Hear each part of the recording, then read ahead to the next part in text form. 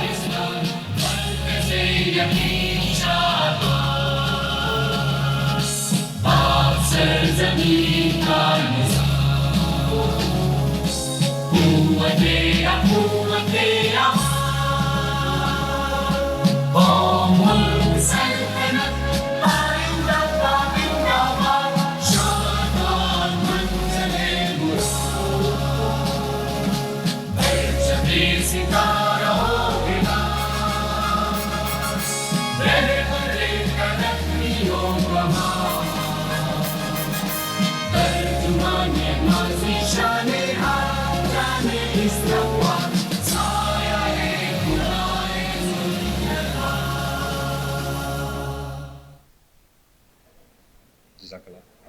Fasi Sab, if I can invite you on to start the annual general meeting. Bismillahir-Rahmanir-Rahim. Ladies and gentlemen, first of all, I would like to welcome the presence of Mr. Ehsanullah Khan, the President of Global Compact Network Pakistan, and I seek his permission to start the annual general meeting of the Global Compact Network. Sir, thank you. Ladies and gentlemen, before I proceed with the agenda of the meeting, I think as I stand before you, it is my onerous duty to assure you that the 15 long years of Global Compact Pakistan has been a history of working with companies, working with enterprises, and living the Global Compact to a level where today Pakistan Network is recognized among some of the best performing local networks of Pakistan. 2000, at the call of the UN Secretary General, and at that time we had the distinct privilege of the employers of the world being led by none else than our then President, Mr. Ashraf W. Tabani, who happened to be the President of International Organization of Employers, when he responded to the call of Secretary General and pledged that we will globally work together to lift the human face of the global economy. 20 years have passed. In the last 2 decades today, around 10,000 business and non-business organizations in 160 countries of the world have shown their commitment to adopt 10 principles of Global Compact as their way of life.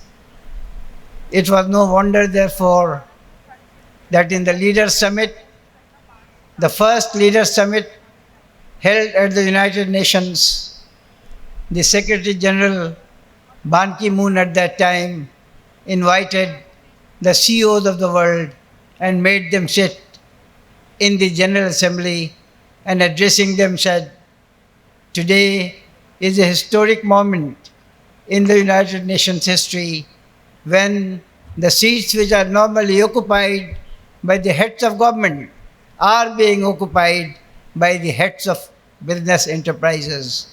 And this is a confession by the United Nations of the fact that government alone cannot take the development agenda The business and the private sector has to play its vital role.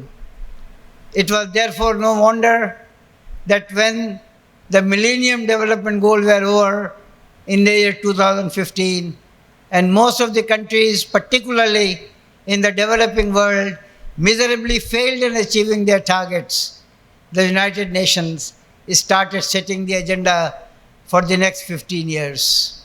And it was for the first time in the global history that in the formation of this global agenda, the global compact, local networks were involved, and they engaged business in preparing the SDGs. And finally, when in September 2015, the 17 SDGs were adopted by the United Nations, by the heads of state in their General Assembly, the United Nations called upon the United Nations Global Compact to become the ambassadors of business for SDGs.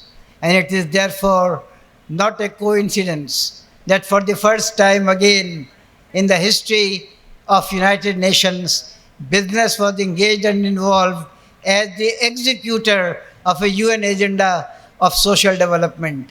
And therefore, the journey which the Pakistani companies started in 2005 by launching the Global Compact Local Network entered into its glorious years of engaging business and private sector in the strategic corporate strategies of the companies. And today, Alhamdulillah, we have 85 companies which are members of the Global Compact signatories, although about plus 50 have for some reason or the other, not continued their membership because they failed to submit the COPs. The pandemic has its own adverse impact, but I am looking forward that those companies which have dropped out because of reasons beyond their control will be brought back by the Global Compact Network. Ladies and gentlemen, today is the 15th annual general meeting of the Global Compact Network. We are therefore also celebrating the 15th anniversary of Global Compact Network in Pakistan. With these few words, with the permission of my president, Mr. Ahsanullah Khan, I am taking up the agenda of the annual general meeting at the very start of today's business sustainability moot. The first item on the agenda is approval of the minutes of the annual general meeting held on 25th February 2020 at Hotel Marriott, Karachi. The copy has already been sent to the members in advance along with the notices. Can you display it on the board? Okay, so I have not received any objection or any observation on the minutes, so I propose that it be adopted. Somebody has to propose and second it. Mr. Sayyid Nazar Ali is proposing somebody to second. नाम बताइए. Okay, Dr. Mustaqi is seconding the proposal. Thank you very much. The second item on the agenda is the presentation and review of the annual progress report, which we will do in a short while. I am deferring it for the last item because there is a video presentation which will be made for this item. The third item of the agenda is the approval of the 29-20 financial statement for the year ended 30th June 2020. My dear friends, I would like to inform you that the only source of income for the Global Compact till last year was the subscription which the members were required to pay, and unfortunately for the last 3 years we have not been able to even collect the annual subscription from members.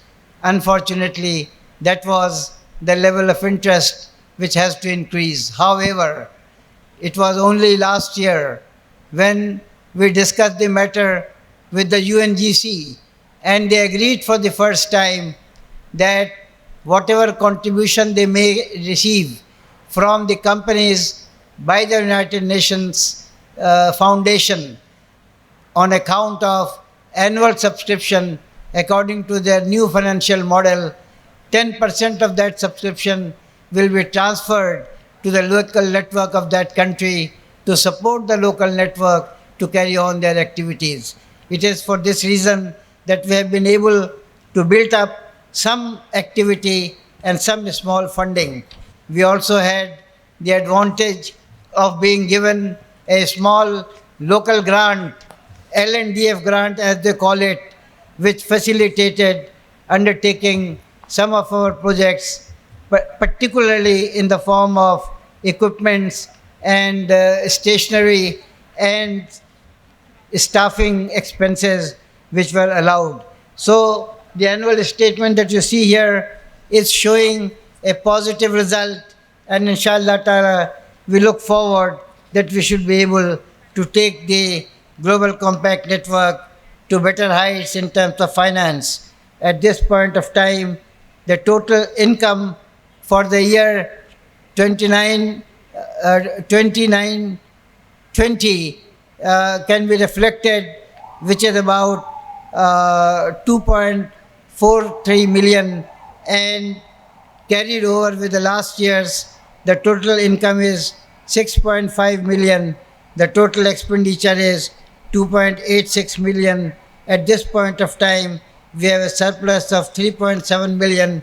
Our accounts have been audited by Siraj and Company, chartered accountants, and the report of the annual accounts by the chartered accountant will be available to the directors and even the members as and when they demand it from us. So I propose, I have not received any comment from our members, so if there is no comment, I would request the same to be adopted by the House. Somebody to propose and second? Thank you, sir. Somebody to second? Okay, thank you very much. So, with that, I move to the third item of the agenda, which is the approval of the activities plan for the year 2021. Can we have the next slide? Okay. I'm very thankful to one person who has added both flavor and a lot of life to the activities of Global Compact. He is none else than Dr. Zubair Bhavani. I would like him to be recognized. Bhavani Sahab, where is Mr. Bhavani? Last year, on our special request, he accepted to be the honorary Deputy Executive Director of the Global Compact. Although he is located in United Kingdom, he has been operating the activities as if he was operating from Pakistan. And I am very, very thankful to you, Dr. Zubair Bhavani, for the great leadership that you have been able to provide and generate a series of activities which will go down in history as your solid contribution to making the foundations of Global Compact in Pakistan as strong as it stands today.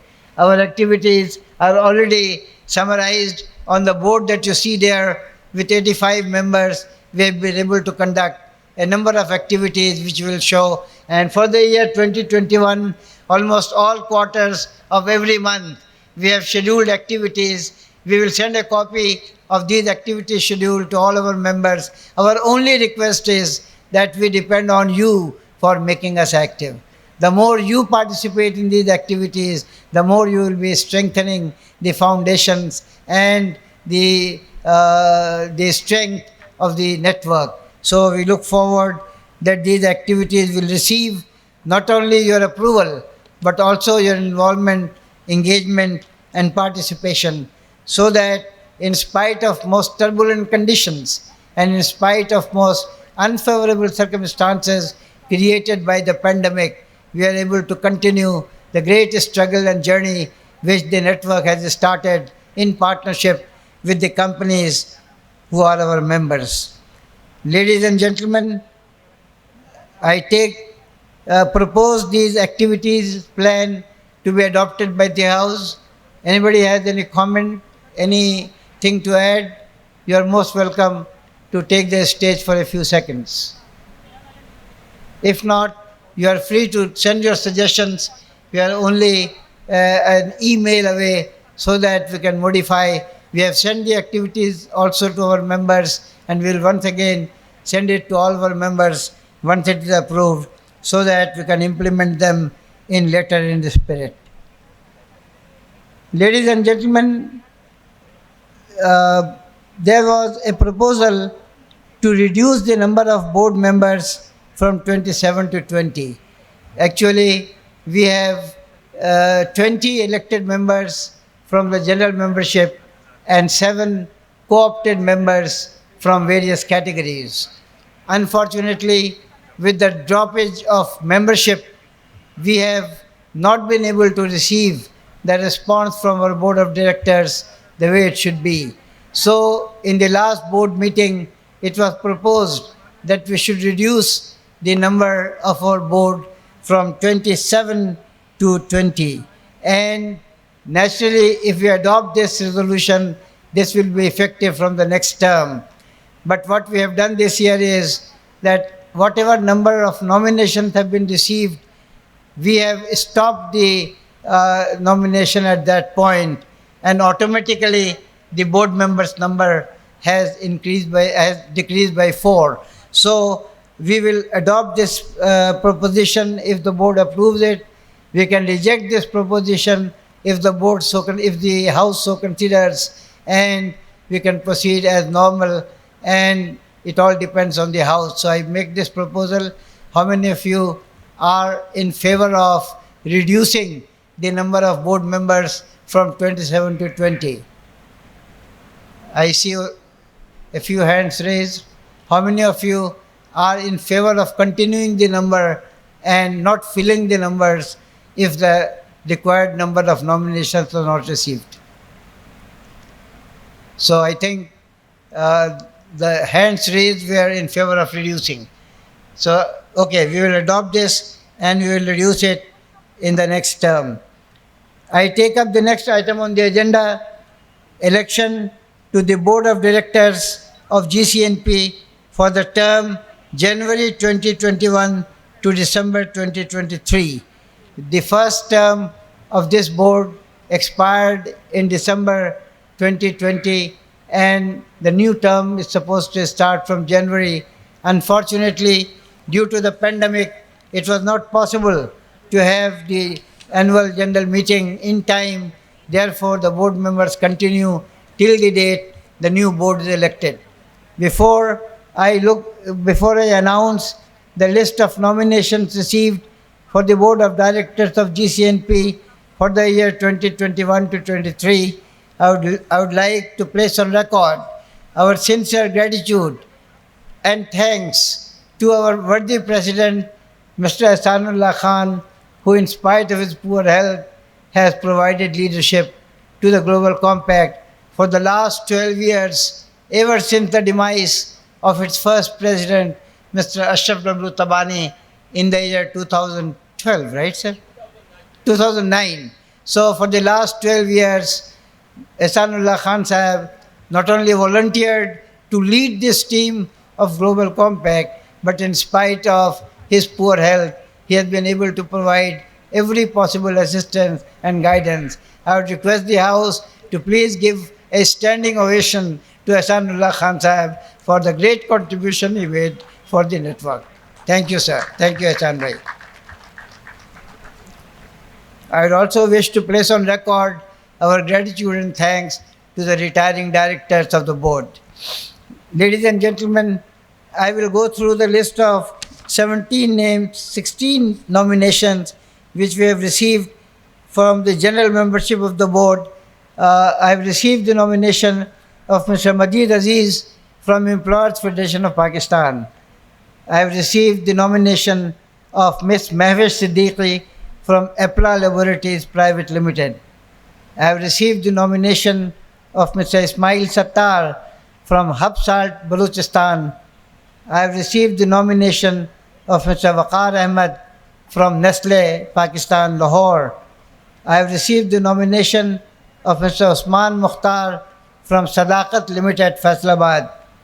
I have received the nomination of Mr. Shahid Ali Khan, MD and Chairman, CEO of Pak Arab Refinery Company Limited.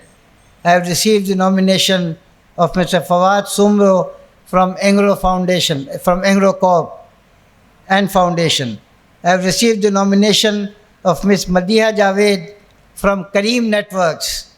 I have received the nomination of Mr. Mohsin Tabani from Sheri Sugar Mills. I have received the nomination of Dr. Zubair Bawani, CEO of Alchemy.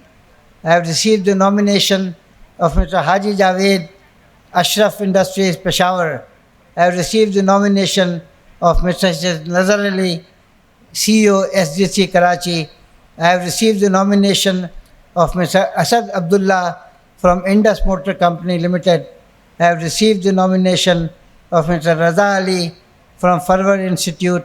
I have received the nomination of Ms. Maliha Malik from Fauji Fertilizer Company and Ms. Bushra Raza from the Institute of Leadership Development. By virtue of ex officio, the Executive Director happens to be your 17th member of the board. These 16 members from the general membership whose nominations have been received do not exceed the number required for the board, and therefore I am happy to announce that these 17 members of the board stand elected to the board of directors of the Global Compact Network for the next 3 years. I would request you to applaud them for their consent and willingness and their organizations to send their nomination to serve on the board of the Global Compact Network. Ladies and gentlemen, we co-opt members from various segments of society, and we have co-opted 7 members, and I am going through the names. Mr. Ahsanullah Khan, Chairman of WebCorp, Dr. Mustaghisur Rahman of Bahria University from academia, Mr. Shafiq Ghauri, President, Sindh Labour Federation as Workers' Representative, Ms. Shayana Malik, President, Women Chamber, South, Mr. Muhammad Wasim, representing the government, the Chairman, Planning and Development Board, Government of Sindh, and lastly but not the least, the UN Resident Direct Coordinator in Pakistan, Mr. Julian Harris, who is the official nominee of the United Nations to the board by the UN Global Compact. So with this list, we have 23 members on the board of the Global Compact, and I propose it to the House that these names may be adopted as our board members for the next 3 years. Is it adopted? Please raise your hand to show your willingness. Thank you very much. Thank you. The last but not the least activity is to elect the president and 4 vice presidents for the board of directors of GCNP. And I would like somebody to propose from the House for the presidentship and the 4 presidents. For the 4 vice presidents, the normal rule we have adopted is that one of the nominee is from Sindh and the other is supposed to be from outside Sindh, from the other provinces. So can somebody propose? I propose Mr. Majid Aziz as President of the GNCP, Mr. Ismail Sattar from Hub Salt, Balochistan as Senior Vice President, Mr. Mavish Siddiqui, Apla Karachi, Vice President, Waqar Ahmad Saab, Nestle, Pakistan from Lahore as Vice President, Usman Mukhtar, Sadaqat Limited from Faisalabad, Vice President. So is there any other proposal? We can do that, that's not a problem. If there is any other proposal, you can even have an election if you feel like. But the idea is that we should have a board which works, and I'm sure the names which have come forward are names who are known for making very tangible contribution to the growth of the business community. And since I don't see any movement, I take it that these names are acceptable to the House. I would like to therefore confirm the nomination of the office bearers as mentioned, and surely Mr. Majid Aziz is not a new name to the business community of Pakistan. Mr. Majid Aziz had been the president of Karachi Chamber. He had been the chairman of Site Association of Industry. He had been the president of Employers Federation of Pakistan. He is a name much too well known in the business community of Pakistan. He is one of the social names which is known to every social person, every social citizen of Pakistan. I am very grateful that at the request of some of our board members and well-wishers, he graciously, very graciously gives his consent. Do I take it as your consent, sir, to be the president of the Global Compact Network Pakistan? I am very confident that with the assistance of our immediate past president, Mr. Ahsanullah Khan, and the board members, Mr. Majid Aziz, would be able to take the Global Compact to the next higher level of growth from Pakistan. So with these few words, ladies and gentlemen, I come to the last item of the agenda, which is any other matter with the permission of the chair. Is there any matter which anybody would like to take up at the annual meeting? If you have, please raise your point. You can come to the rostrum or the mic is available. Anybody? So if not, I think I've taken a lot of time. I would like to thank all of you for attending the 15th annual general meeting, and I request the president to adjourn the meeting. Ahsan Sahab, is the meeting adjourned? Thank you very much. I would just request Ahsan Bhai, the mic will come to you. Just 2 minutes if you can say a few words right from your seat. I don't want you to come and make a speech. Thank you, Fasih. All has been said and very well done. And I'm sure that we'll be able to continue the way we did, even better, despite of the conditions of Pakistan which are now prevailing. And I'm sure that Pakistan has already made its space in the general meeting in New York, and he will be the best man to represent Pakistan. Thank you very much. Thank you very much. The last thing I want to do before I leave the stage is I invite the incoming president, senior vice president, and the 3 vice presidents if they are present, and the board members who are present here to please come on the stage for a group photograph. For a minute, please. आइए. असद अब्दुल्ला साहब तशरीफ लाइए please. आइए. नजर आ जाए. मोहसिन तबानी साहब आए. ओ सॉरी. Thank you sir. जबरदस्त. हैं? आपने कोई काम दे दिया कल ऑडिट मैवेज को वापस. I would request Zubair Bawani Sahab and Nusrat Jahan to please join.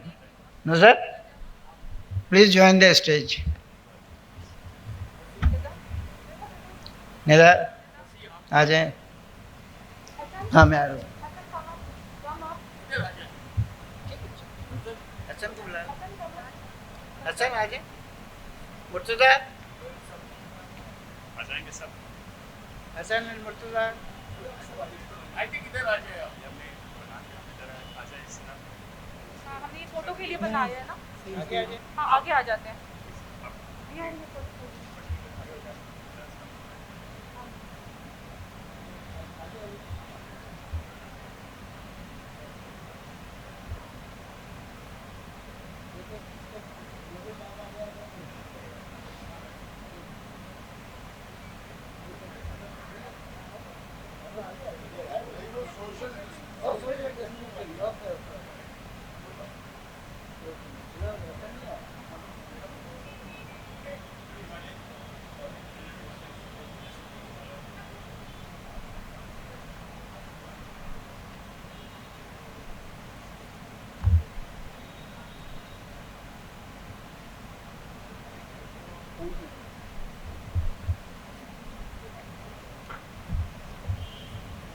Zubair Bhavani Sahib, the stage is yours.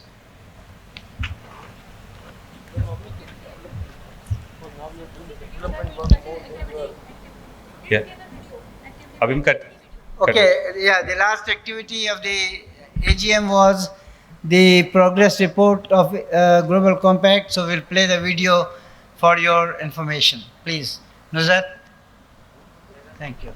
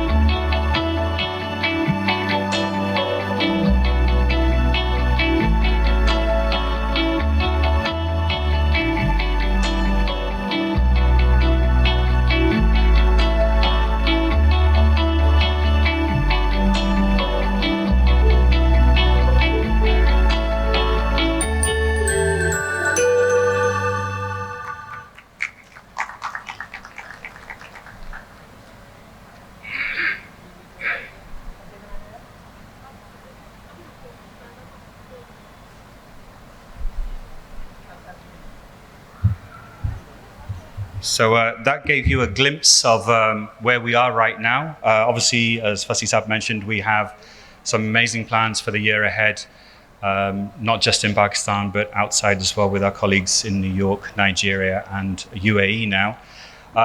And like he said, none of this is possible without your participation. So the way we've put together our events and activities are very much focused around your intervention and your interaction. If you're not part of it, then it doesn't make sense to do it. But everything is designed to help you on the journey of the SDGs and the road to 2030. Okay, we're actually about 6 minutes behind schedule. So for Pakistan standards, that's pretty good. You've seen the video, and I'm going to invite you all to stretch your legs. We're going to go over and do our traditional SDGs walk. It's a little bit different this year because of COVID. So we will try our best to manage that. But basically what I need you to do is all stand up and walk your way to the front. Just be conscious of the people around you. And then we're all going to walk towards these little flags that we have. And you're going to try and stand with social distancing amongst or around the SDG flag that means something to you or you resonate with. Does that make sense? Any questions? Koi sawal jawab? Fasi Saab said, take it, Bismillah kare. And our photographer is there, is going to take photographs. And then once we've done that activity, then we're going to come back. In the meantime, that gives our team time to set the stage for the panel session, which is Unstoppable Women. We'll be taking Tara and Huma on the stage with Iftikhar. And then we've got Sanam, Aliza joining us by Zoom. So, क्या चीज़ करूँ और ज़ोर से बात करूँ अच्छा उसको बंद कर दूँ अच्छा एक और चीज़ बिफोर आई फॉरगेट आप वो लिंक्डइन का चला दे just show the LinkedIn page. Obviously, social media plays a big part in telling the story. It's not just about saying I was here and you weren't. Any posting that you're doing from social media, please do post. That's helpful for us, not just in sort of telling people what we're doing, but also advocating for the Sustainable Development Goals. This is our page, United Nations Global Compact. As you can see, we have 77,000 followers, so please do remember to post on there. And there are a number of hashtags that are dotted around the room. Uniting business, SDGs, breaking barriers. Oh, right. So, yeah, whether you're Facebook, Twitter, LinkedIn, ठीक है, चले, मैं भी आ जाता हूँ. Thank you everyone. अगर आपने तस्वीर निकाल ली है या और निकाल ली है, please do. And you've got flexibility during the course of the next couple of hours, whilst you're listening to panel sessions, to stretch your legs, take photos on the photo wall. We have placards there. इसको अपना घर समझे, तस्वीर निकाले, और लोगों को post बताए कि आप यहाँ पर है, post करें social media पे, remembering the hashtags which are all there as well. If anyone needs to ask any questions around media, you can speak to our media team at the media desk. So we'll get started with our next session, which is Unstoppable Women. Okay, so you're going to run the Unstoppable Women? Seeker.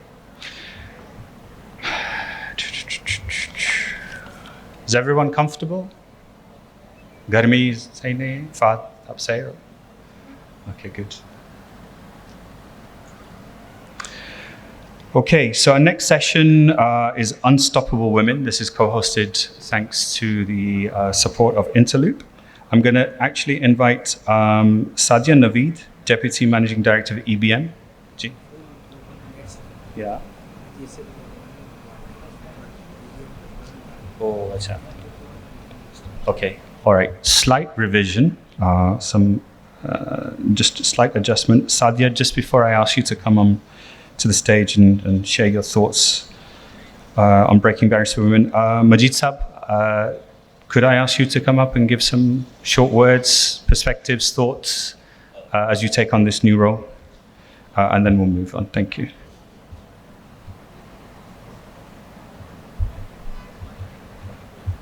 Thank you, Zubair. Bismillahirrahmanirrahim. Ahsanullah Khan Sahab and Ismail Sattar, wherever you are, the President of Employees Federation of Pakistan, some board members of Employees Federation, UN Global Compact representative in Karachi. Ladies and gentlemen, thank you all for being here. We know how difficult it is where we have a hybrid system going on. Shafiq Ghauri Sahab, one of my favorite worker leaders, whom I respect very much over the years. Ladies and gentlemen, it's like a transition, you know, at times I feel it's a step up and sometimes it's a lateral entry, because after being the President of Employees Federation of Pakistan, I felt that it was time for me to retire, you know.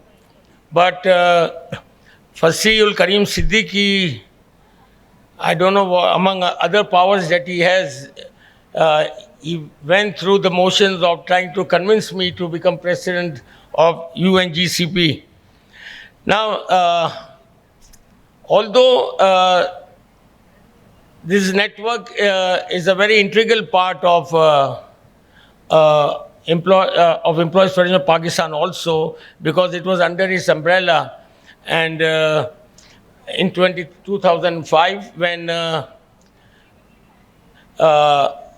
W. Tabani Sahab, our leader, our mentor, and elder of the business community and our ethnic community also, he was the first president. But in 2009, then Ehsanullah Khan, whom I have the privilege of introducing him to Employees Federation of Pakistan, some of the good things that I did in my life, then took over. And mashallah, we have now 15 years. And now it is very difficult to comprehend that Ehsanullah Khan Sahib will not be leading the organization, because apart from Sadia Naveed, you are requested to come here in the front, our board member. In the past nearly 3 decades, he was the spearheading the Workers' Employees Bilateral Council of Pakistan, WebCorp. Then another initiative was the Skill Development Council, and then taking over this responsibility among other things. So a lot of credit goes to Ehsanullah Khan for being really the person who introduced social dialogue in Pakistan. And for that, in today's industrial environment, how social dialogue has played a major role in industrial peace and harmony. And also, Sadia. Ladies and gentlemen, earlier this month, since I represent EFP at the ILO, we were having a conference, and for the first time I heard Sandra Ojiambo, who is the CEO and Executive Director of Global Compact, immediately I said, that a right decision has been made, and a person coming from Africa, which is a growing continent, is going to be the key continent in the future apart from Asia. So I think GC is in the right hands. There are 2-3 things that I would like to mention that, because, if I take over a responsibility, I tend to give 110%. And inshallah, we will all work together along with all our members and the board to, as Fasi said, to take it to the next level. So we'll need all your support for that. And inshallah, we'll make GCNP a very strong organization, inshallah, with the support of the Vice President, the board, and the members. And of course, with our team, Fasi as the Executive Director, Dr. Zubair Bawani, with the Deputy Executive Director, Nuzrat is somewhere here. She has worked very hard. I've seen her grow over the past 2-3 years. Nida has joined us, and we'll have, inshallah, more people working for us. Now, ladies and gentlemen, one is the first entrepreneurship hub that we would like to tackle and try to come up with programs for how to become the real entrepreneurship hub, not only of Pakistan, not only the region, but it should be known all over the world. And the second is the Girl 2030 program. I am very, very passionate about women empowerment, gender equality, and especially women, the youth, the girls in our country.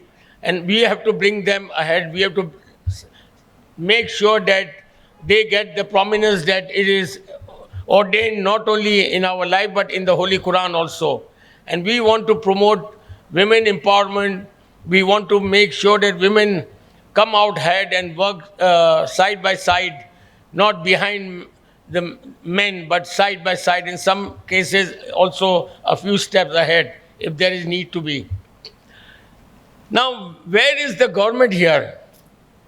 And this is my beef.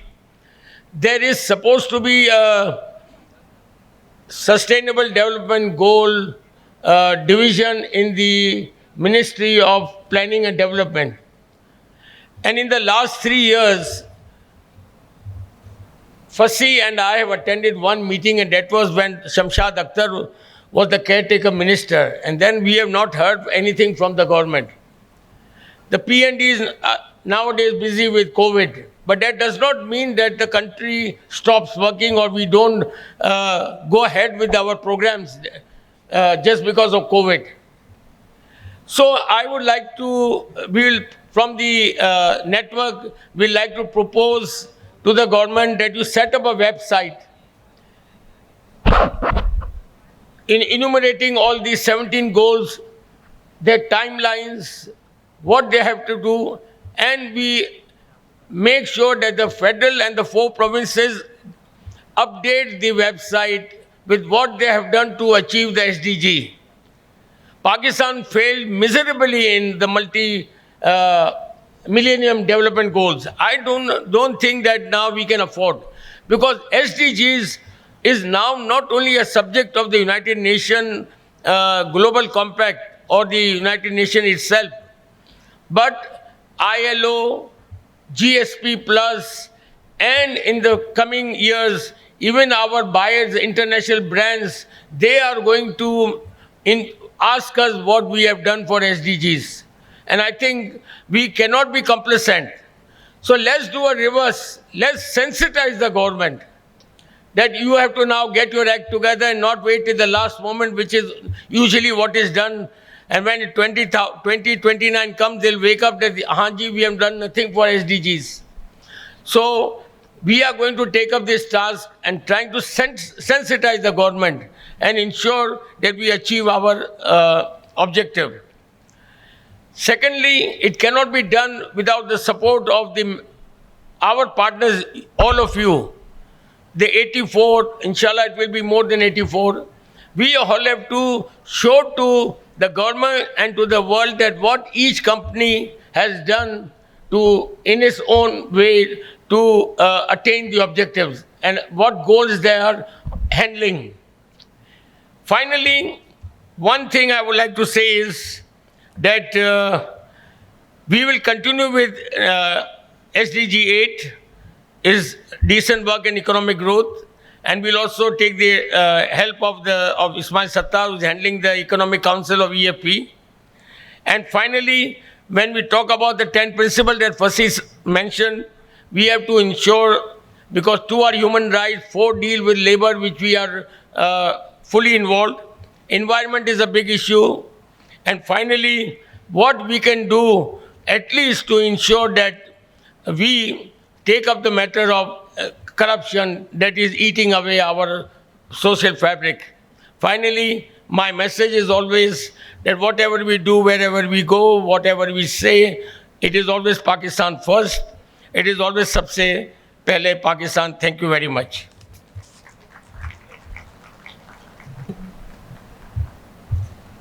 Thank you, Majid Sahab. Okay, if I can ask Sadia to come and share your thoughts on our next theme, which is Unstoppable Women. And then as soon as Sadia is done, we'll invite our panel to start the panel session. If anyone wants to take pictures, please do feel free to go to the photo wall. Our photographers there, placards are there. Please take pictures. Sadia, all yours.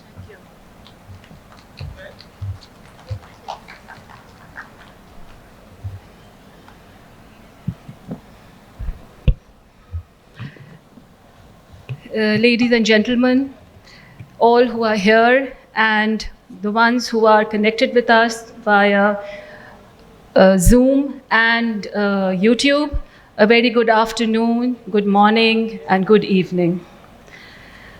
I am delighted and honored to be here at the prequel event of the Global Compact Network Pakistan Sustainable Development Goals Summit, and extremely humbled to be a keynote speaker for this session on Unstoppable Women. Most of you know EBM as the makers of Peak Freens, biscuits that we have all loved and enjoyed for generations. However, the organization values 2 factors the most: its key outputs, that is our product, our biscuits, and secondly, it's the work culture. Today, I want to talk about the latter with my personal experience as a business leader, breaking stereotypes. EBM stands apart because of its strong belief in women leadership. The CEO, the COO, and the CMOs are all women, This doesn't mean that we don't have men. They are a strong pillar to our strength. Thus, the leadership team in our company has a 50% equal gender ratio. In the last 15 years, under the leadership of women, the company has doubled its size to become Pakistan's largest FMCG. I share this with you because I believe that to achieve the UN Sustainable Development Goals, we must be a nation that utilizes its talents of all of its people. This is also because in order to achieve gender equality, there are two critical factors, in my opinion and experience, that are incredibly important. The first is that we need to change the narrative of successful women, and the second is to enable women to aspire for success. So let's talk about the first, changing the narrative of successful women in power. Women are succeeding every day, and not as a small exception, but when provided the chance in all areas.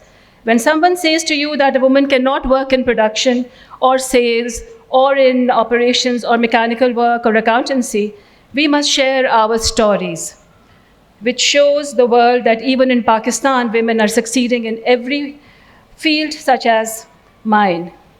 My experience is like I'm a finance person, an accountant, but when I joined the company, I took my first goal was, of course, my area was finance, but then I just thought that what is it that is the most important for me? It is the production, the product that we are involved in, that we are making, and the quality.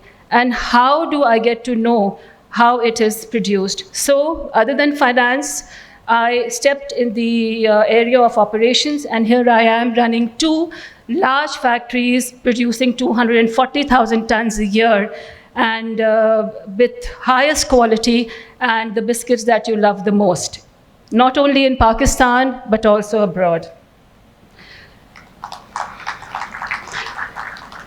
Under my operations, alhamdulillah, we have, I'm working, people working under me. I have around 6,000, over 6,000 workers, around 800 to 900 employees, and almost 22 production lines. 2 are in progress right now. So it is huge, and we should be feeling proud of ourselves that Pakistan is producing not only quality products, but internationally it is recognized in the world. Secondly, is to enable women to succeed in positions of power. Even with increased level of education that we are seeing for women in Pakistan, we see too many who start careers that end too soon. This is because the emotional cost of facing societal stereotypes, as well as the self-guilt of managing multiple roles as a wife, as a mother, and as a career woman becomes too high.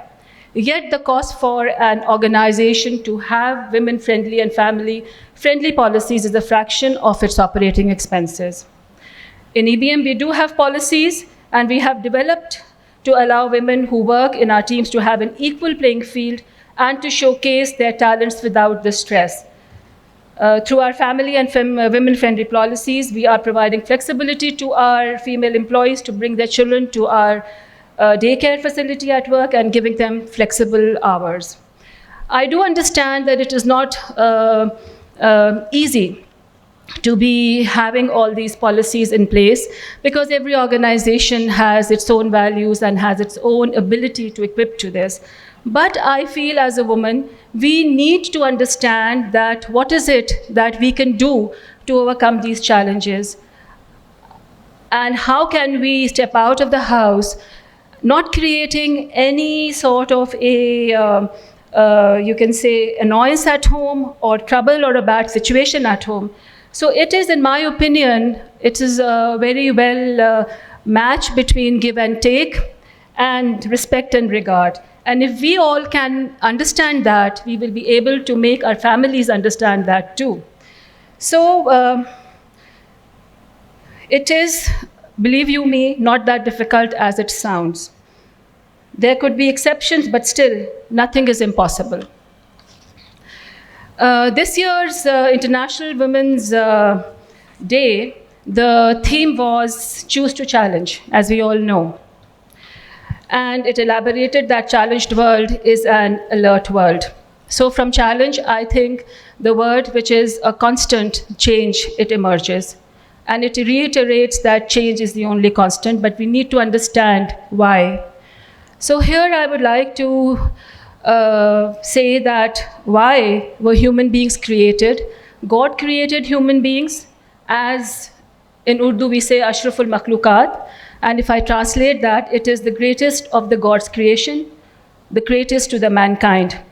Because God has created us for a purpose, we cannot live a life without purpose. Allah in the Quran says He is going to challenge us again and again. Why? Because as you accept challenges, you become stronger and stronger. We all know that to become a big, कहते हैं ना बड़ा इंसान, one has to gain that confidence and has to keep on challenging oneself for the betterment. God has put a condition on us: if you want to become a big man, face the challenges, difficulties, be resilient, have resistance in your bodies. The biggest powerhouse of human body is our brain. The more we think, the more we strive, and the more we gain strength. One who sits idle does not challenge, and does not challenge the status quo, the mind decays. We all have heard this phrase that a nation without a vision dies. So we all have to have a vision, we have to have a purpose. If I talk about a lifestyle or a life cycle of a man, of a human being, when we start, like we are infants, and then we go to school, college, that is our youth. In youth, what do we see? We aspire, we have ambitions. Then we have the middle age, where you are in workplace, you are striving, struggling, and success and failures come your way. And then comes the retirement age, where you relax and you go move on with families. That is the accomplishment, the achievements that one has.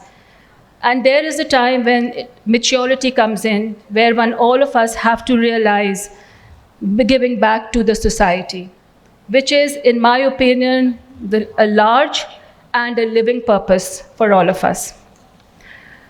So today's subject, gender, is a pre-written book, but all the girl stories end the same way.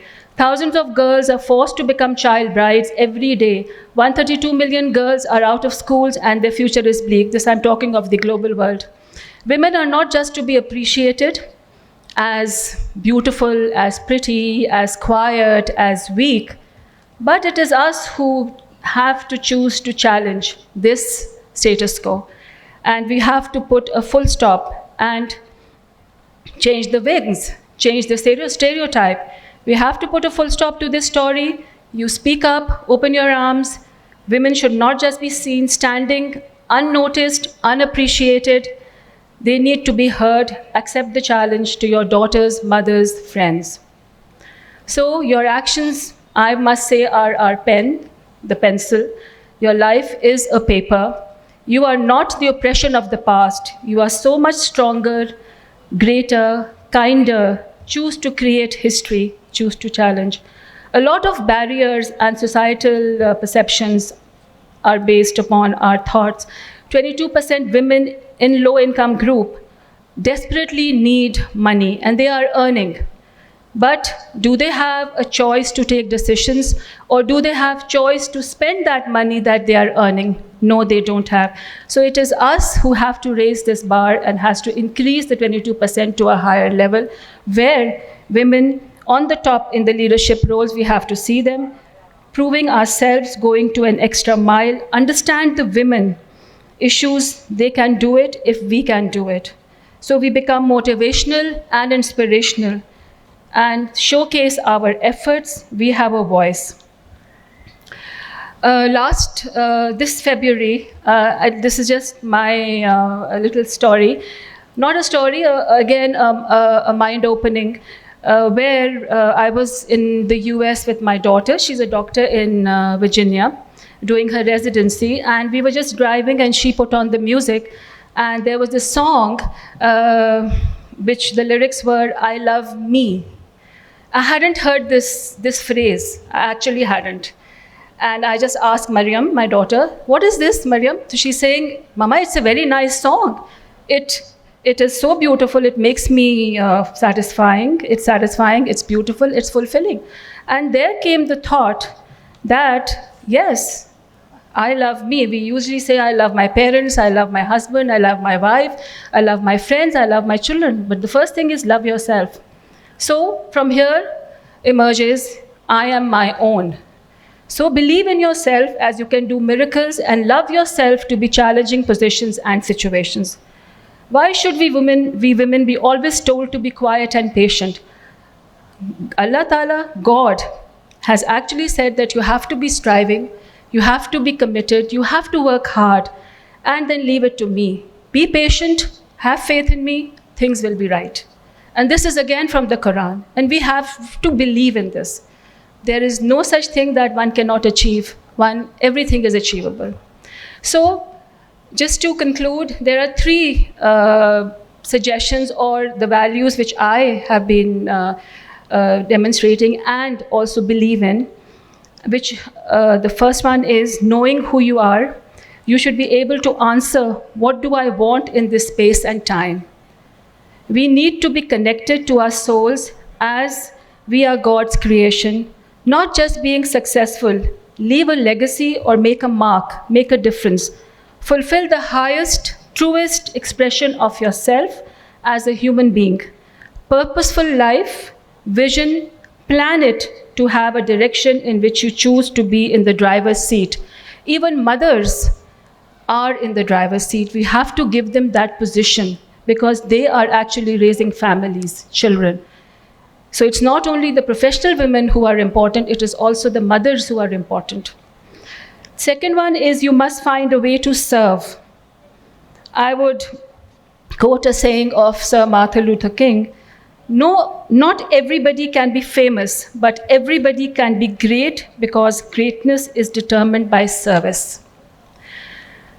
So being known doesn't bring us value. Truth is that everything will fade out with time. Real truth is that service and significance that you bring, which is lasting, voice for good, brings a significant change. When you shift the paradigm of whatever it is, you choose to do so or service, you bring significance to that, success will follow you automatically. So the formula is service plus significance is equal to success. Number 3, always do the right thing, excel, be excellent, become a brand, become unforgettable. Think of your children, do the right thing so that the children feel proud of you and are never ashamed of you. When responding to people, gatherings, think about the light you are trying to shine. What role model are you trying to be? What are the words you are going to say and how will it affect the people? So life is a challenge. We will face it happily, without fear, and we have larger purpose in life to remain healthy, active, and leave a legacy or mark for us to be remembered. Here I would like to, we have, of course, had a long journey, women, men, we are side by side working very hard. So here I'd like to say something about my mother. I lost her last year, but she was a true inspirational and a motivational lady.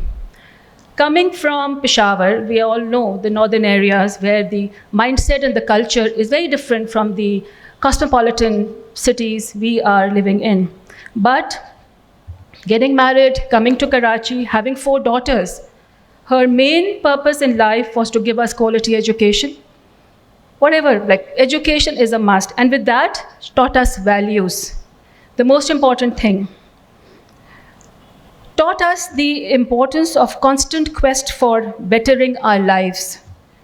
Chasing money is never rewarding, but fulfilling a goal, following your passion is what is rewarding. This is what we have learned from her and we have lived through in our families and the generations to come, at least in my family. Now when we talk of women with men, men also face challenges. And it is incumbent upon us to understand relations and let us celebrate men in our lives and appreciate them. They play a very important role in our lives. My father, I would say, uh, who quite a few know, passionate, gracious, and a thorough gentleman who has raised 4 strong, independent, and educated daughters, and the one who did not hesitate to prepare his daughters to take over his legacy and business when it comes to succession. We were fortunate to be forward looking, to be raised by parents who, even though had traditional values, were emancipated and forward looking and always encouraged us to achieve and grow. An organization that believes in nourishing lives, hearts, and communities. We truly believe that not only Pakistan, but the whole world is better off when women get opportunities they deserve, when they are placed at the center of our policies, and when they are the ones who make decisions as leaders of public and private institutions. So it is down to us, you and me, and all the women we know must keep creating better opportunities for all the women out there who deserve better. So I would like to thank all the women in my life, and I would like all of you to thank the women in your lives who have actually aspired us, and our aspirations have come true because of them, especially my mother. Together, we definitely are unstoppable. Thank you very much.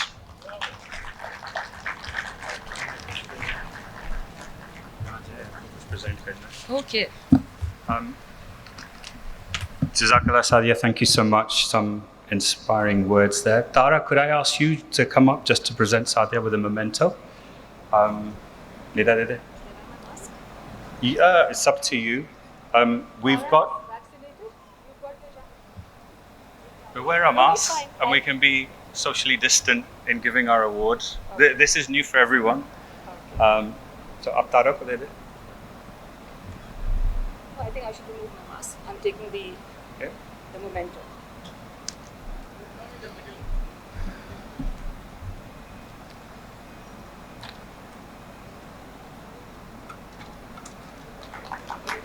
So Tara's presenting Sadia with a memento for being a champion for the SDGs and advocating change. Thank you, Sadia, for your efforts. Thank you. We're a little bit behind schedule, but that's okay. No, that's fine. Pakistan में सब कुछ चलता है कोई बात नहीं हो जाता है छोटी छोटी बात If I could ask our next panel sessions guests to come up on stage. Tara, Huma, if I could ask you to come up. Iftikhar as well. I'm going to lead this session. We need one more chair. And then Aliza, who is joining us from the United Kingdom, and Sanam is joining us also via Zoom. So hopefully we can get them on live as well. Yeah, wherever you're comfortable.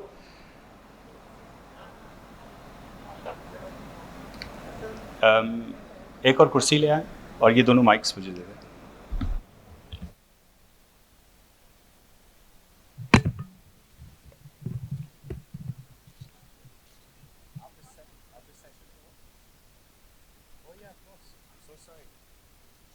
देखे आज इस तरह दिन निकला मैंने coffee नहीं P है सुबह से आ जाए ज़रीन कुरैशी आ जाए so we need one more chair एक और चेयर दे दे हाँ आ जाए हाँ वो मैं ही सोच रहा कि कम है आ जाए एक और chair they they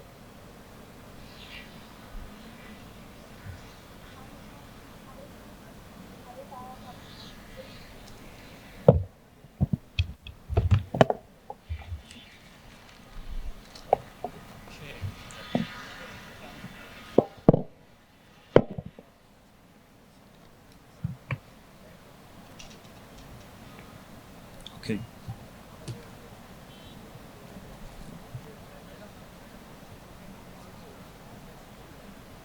On it? Okay, fantastic. Okay, so thank you everyone for being patient. This is our panel session, Unstoppable Women. This session is actually a precursor to a session that's going to take place at the Leader Summit in New York, so I'm really excited. I'm also excited to be leading this session as a man. This is the third time I'm leading an all-woman and iftikhar, honorary woman panel session. It gives people like myself and Iftikhar a chance to get inside your head. I have two young daughters, so it's always enlightening to be on these kind of sessions. So just to give some context about today's session, really, we're here to find out a little bit about what's happening in progressing gender equality. We know there's a lot of work already going on around the world, and actually quite a lot going on in Pakistan in terms of policy development, but we now have many women leaders. But we want to try and find out what that journey's been like. We all know what's happening, but I want to try and understand a little bit of the journey from your perspectives. Be open, be frank, be honest. This is a gupshup with friends. And let's hope to inspire other people who are also on this journey, either as empowered young women embarking on their journey, as women business leaders who are still navigating this space, and for those men who are still trying to make sense of it all. So I'd like to welcome here with me Huma Adnan, Tara Dawood, Zareen Qureshi, and Iftikhar Butt. There's no need for introductions. You're awesome and amazing people. If anyone wants to reach out to any of them, they can do so through LinkedIn. And then Hassan, could you check if we have Aliza and Sanam dialing in live? Yeah, they are. Can we show them on screen? And then we can take them on board as well.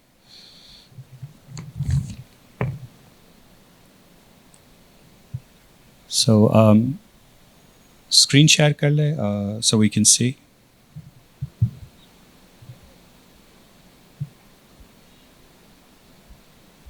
Yeah. Okay. Well, hopefully they're there. Yeah. So Aliza's there. Hi, Aliza. Assalamu alaikum.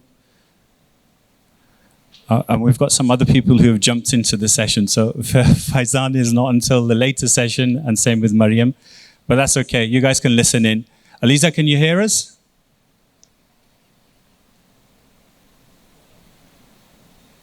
Okay. Well, assuming she can. Okay, so let's get started. So, like I said, we want to try and find out about how you guys have navigated this journey of being empowered leaders, both male and female.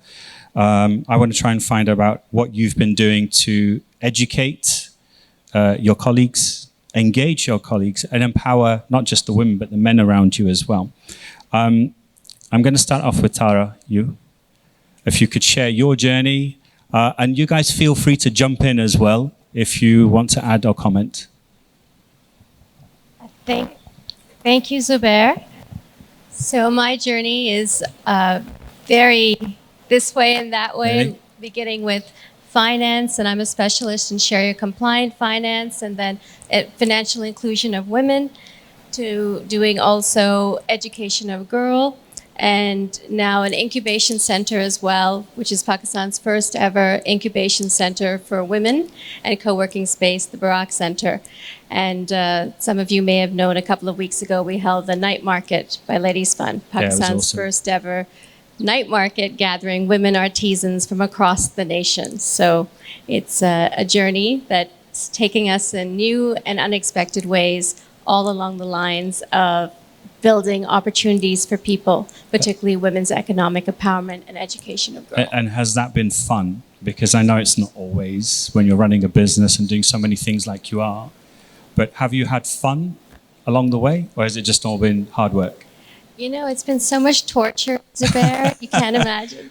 Actually, I love what I do, and most importantly, it's not what I do, it's for and by the community.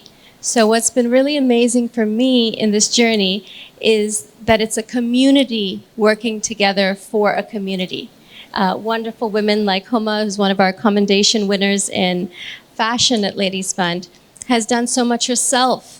And obviously Zareen and other panelists and speakers here, and Sanam's a winner as well when she comes later. It's a community, and it's for Pakistani women to support one another with the support of men, amazing men like we have here today, Thank you. to build and grow opportunities for economic advancement and education for one another. Even today's experience is a learning one for me. I'm continually learning how polished you have, how you have so many international and local speakers simultaneously in this format, and how you manage to build SOPs into traditional UNDP sustainability goals and other best practices. We're building this together, and it has been a lot of fun. But I'm really glad to hear that it's been fun, because if it was hard work, then Iftikhar and I have got a long road ahead. Huma, what's it been like for you? Obviously, you're in a slightly different industry, but obviously in Pakistan, like Tara. Has your journey been easy in sort of getting to where you are? Has it all been plain sailing, or have you really had to fight hard for where you are right now? Okay, firstly, a little bit about myself. I've done my bachelor's in statistical mathematics, and then I did my master's in business administration. So this was a totally different thing that I discovered. I've been a banker, and then I am a fashion designer, and then I started working with refugees living in Pakistan. Yes, it was a struggle. It is a struggle, and I think it's going to be that way until people realize that this is something that they need to understand, that people that we work with, especially the inclusive communities, they need to be sustainable. So more of my emphasis is to make the people that I work with, make them sustainable, and basically, bring them above poverty level, make them earn at least minimum wage level, if not more. So this is exactly what I do. Regarding struggles, yes, when I was given a batch of refugees to work with, what they came up with was that the first thing they asked me was, how much will they get paid? How many hours do they have to give in? They were not interested in what I'm going to be training them, how they will go about understanding the whole project, because they were not artisans.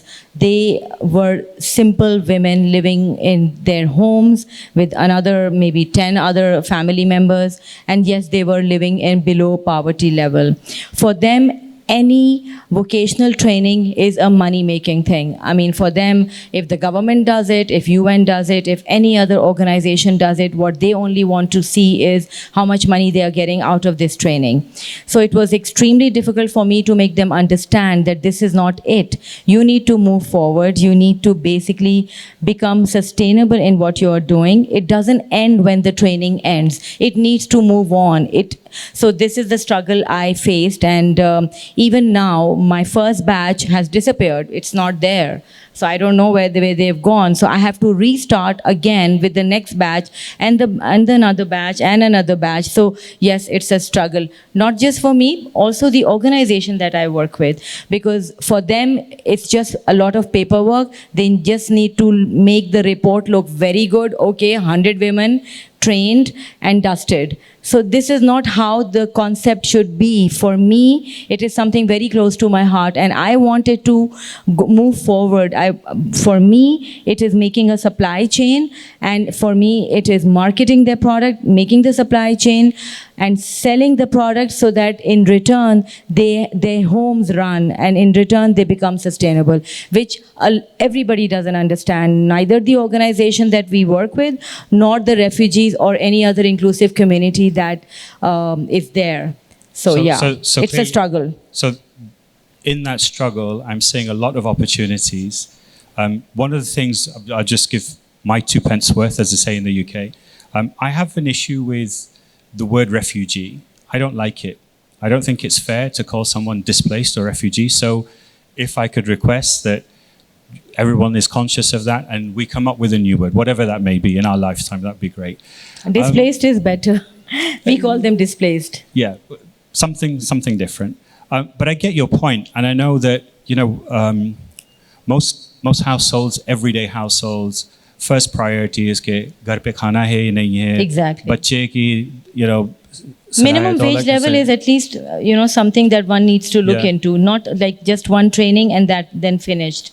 Then when is the next training? There's no sustainability. There's no consistency in what they are doing, and which is very sad. And I think it's collaboration now, isn't it? I see opportunities. Maybe you guys have already had this conversation, but from your education program and your work program, maybe there's some kind of JV there as well. Iftikhar, I want to move on to you. Take your perspective. You know, you're CEO of a huge organization, and you have all types of people working there, all types of backgrounds. What's been your journey, both as an organization but as an individual, in trying to navigate this whole space? Have you ever had किसी ने मतलब इस तरह से पूछा है आप क्या जानते हो जेंडर के बारे में? Because I get that all the time when I say मेरी 2 बेटियां हैं, and if I can't get it right, then I don't think anyone else will. What's been your journey? Thank you, Zubair. I will give you the interloops perspective here. Well, the journey has been very challenging, no doubt, especially being in the manufacturing industry. I will talk about the challenges later, but I'll tell you the achievements first. I think the biggest achievement with organization has achieved is that if you look at the percentage at the Pakistan country level for the STEM sector, where there are non-traditional roles for women in the industry, I think the overall Pakistan stands at 10%, whereas Interloop is now close to 40%. So that is the empowerment which we have achieved. And it wasn't easy. We took a lot of initiative by making the workplace safe and free of any hurdles and barriers, bringing in the world-class daycare center in the industry. And if we talk about the challenges or hurdles which we are facing, is law of the land. If I compare the law of Pakistan as compared to other economies where the textile manufacturing facilities are like Bangladesh and Sri Lanka, being in the manufacturing facility which is running 24/7, you have to have a shift patterns. And if you have a shift patterns, you have to rotate your employees on that. So if we bring in a lot of women in the manufacturing facilities, then that means they have to come in the night shifts as well. Whereas the law doesn't allow the woman to work in the office. Okay, so there needs to be a shift change in policy as well. Exactly. So this is where we are facing a lot of challenge. And then the other thing is that the mindset. Manufacturing facilities can't be in the center of the city. It's not traditional. It has to be in the remote areas, in the out. We try our level best to give them a safe mobility to the facility back in their child, give them a daycare center. But still, a lot need to be done to change the mindset to, overcome these challenges. But we have set ourselves a target. At the moment, we are nearly 1,500 women working in all of the plants. But we are planning to take 1,000 by end of 2020. Wow, so that's amazing. This is the challenge, the objective which we have set to ourselves. So that's your roadmap for the next 10 years, effectively. And yes. Also, you need help from policymakers and regulators. Yeah, and we are in touch with the government authorities, the right people, to the as well. Yeah. So that's where we are. Fantastic. Zareen, I'm going to come back to you in a moment. I want to move over to Aliza. Aliza, hi. Assalamu alaikum. Can you hear us? Yeah, can we unmute Aliza so we can hear her?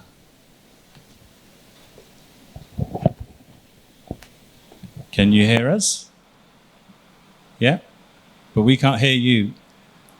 Let me throw the question at you anyway. You're obviously of a different generation altogether, Gen Z.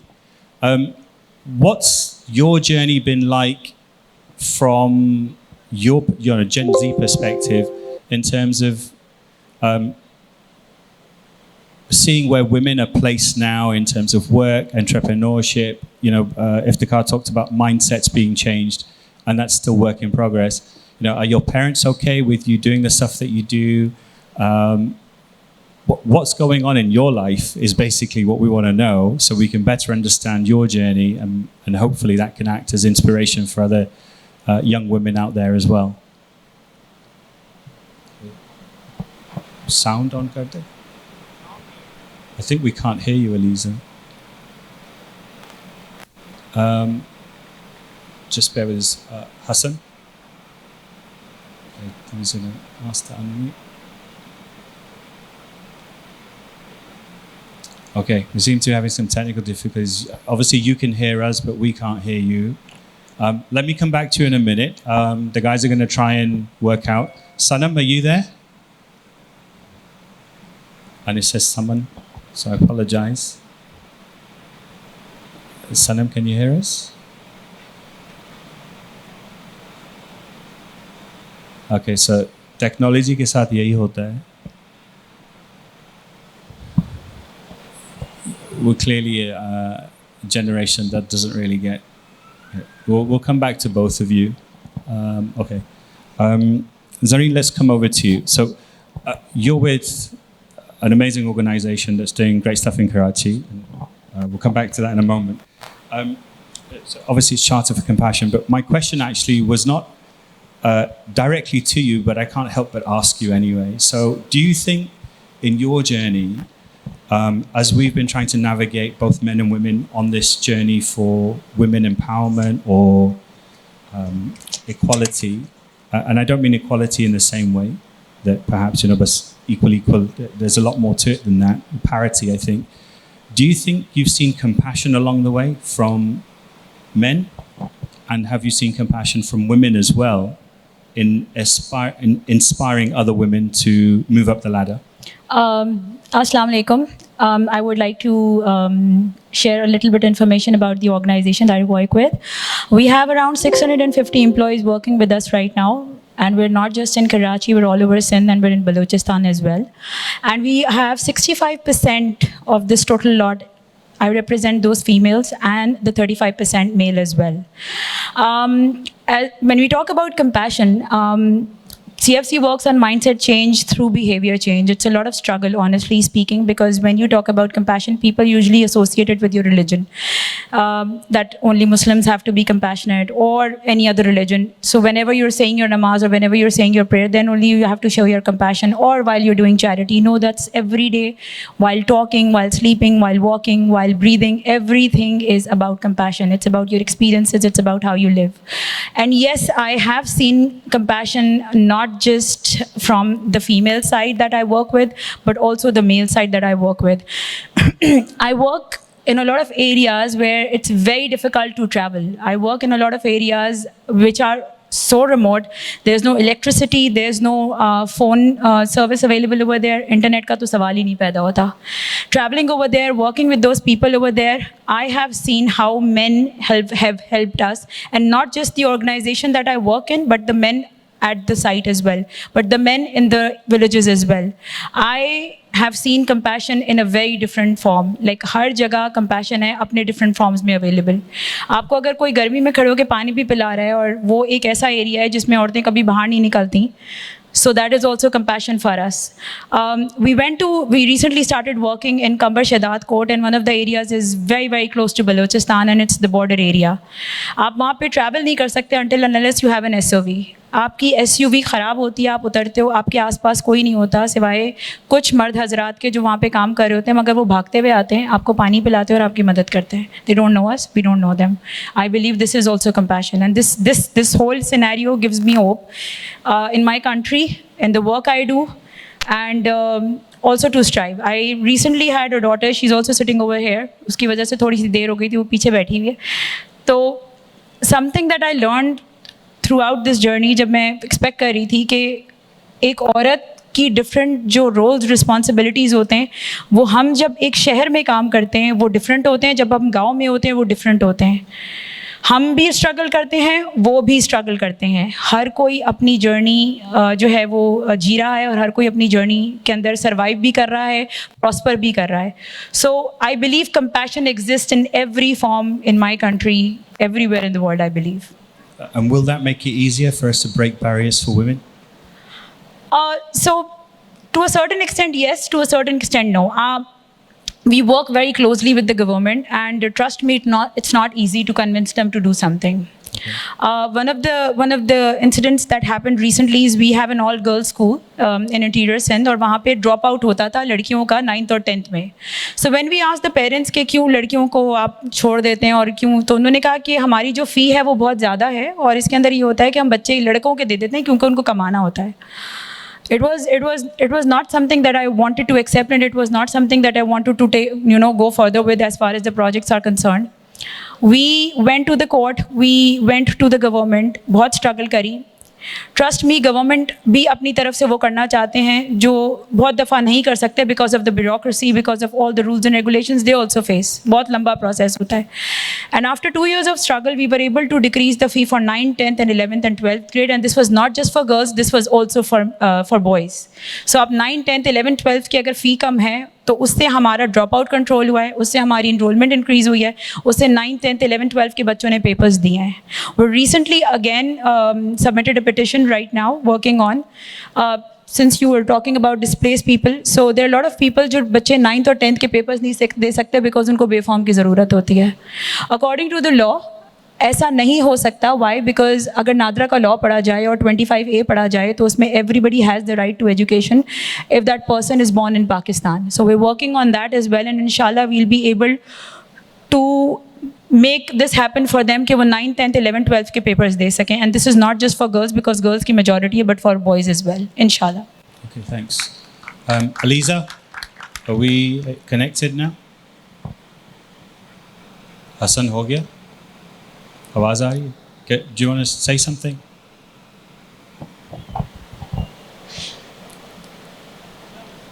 Can you ask her? We can't hear you, but you can hear us. Is there any other way we can get Aliza? Because I'd really like to hear what she has to say. WhatsApp call kar le? Yeah, can you call her on WhatsApp, Nida?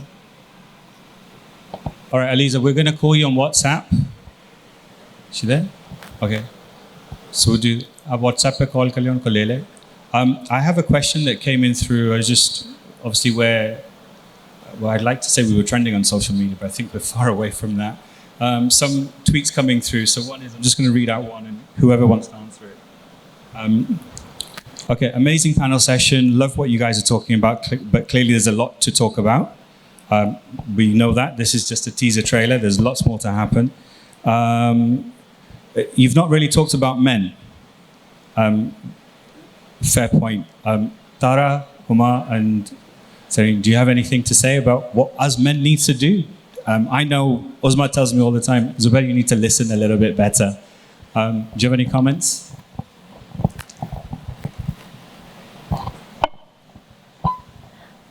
I think men are doing so much. Some of the conferences we hold through, in fact, Lean in Pakistan Foundation, which we had in Lahore, men got up in the audience and said, how can we help? There is so much incredible interest in helping women through this process. At the same time, men are there as support, as decision makers, heading companies that have incredible employment records for women.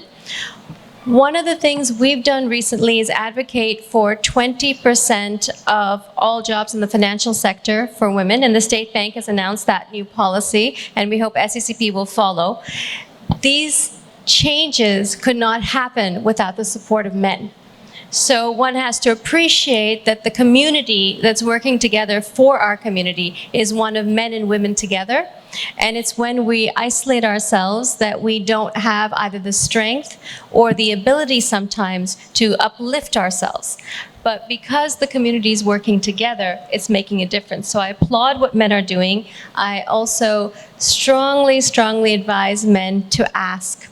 If you're a man out there and want to know how you can get involved, whether helping the women in your life, whether that be your wife, your mother, your daughters, your sisters, or even as an employer, how to make things more equal or friendly for the women in your workforce, ask. Because sometimes we read these pre-printed books or Google or go on YouTube, how can things be better for the women in our lives, or how can we have gender parity? But the reality is every company, like every family, like every nation is unique. And if we ask the people involved in that equation, i.e. the women in your life, whether it's professional or personal, that's where the difference really comes. Thank Thank you, Tara. Some I would strong also advice. endorse what Tara said. You see, what men is extremely important in everybody's life. I mean, for me, getting into the camps, it was very difficult unless and until the men would explain to the women in those camps, I would not be able to have access to those women. Other than that, all my logistics is done by men. All our training is done by men, not just here, but also in Quetta, because our women trainers cannot travel to Quetta. So, of course, our men trainers do that. And by just doing so for the past 1 year, we have managed to get 4 international orders of our jewelry and our masks made by these displaced people, so which is amazing. And not just in Europe, they were also from South America. So, I mean, this is, I think, also because a lot of it has to be done with the logistics that was facilitated by the men force. So, yeah, I think men do a lot. Great, fantastic.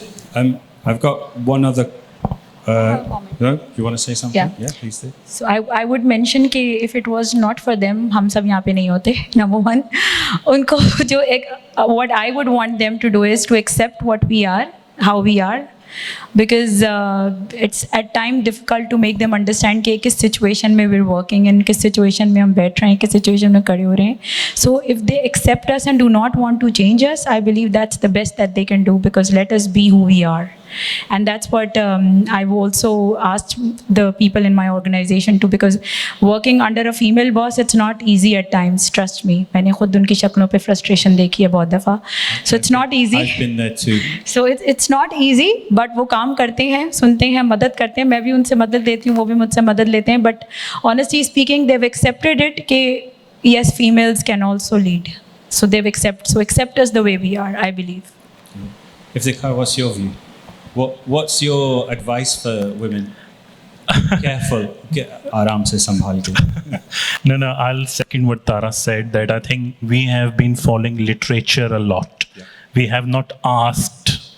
So I think we should ask. We've not asked, we've not listened. और अगर हम सुनते भी हैं तो सही नहीं से सुनते. No, this is very. I think asking is something which the men should do, because they may share their genuine on-field experience, which the person who has written the literature or the books may not have. You know, there's also another perspective as well. You know, this came through in a conversation I had in a panel session 6 or 7 months ago, that products and services need to be made for women as well. I don't mean the traditional products and services that we talk about for women, but with a thought output that women have a different kind of thought process when developing products. There's a lot more compassion in the products and services. So I'll give you an example. It was a tech company, and they said, when we make mobile phone components, we think which person is going to be using this, and if it's a lady, then the lady listens with a different part of her ear than the guy. And she listens with compassion, so she stays on the phone for longer, which means we need to put a cooling mechanism in the chip so that it doesn't heat up. Whereas for guys, point to point rakho, gapshap karo, baat khatam karo. So it was really, I mean, it's an amazing kind of insight into that as well. Aliza, do we have you? Excellent. Can you hear me now?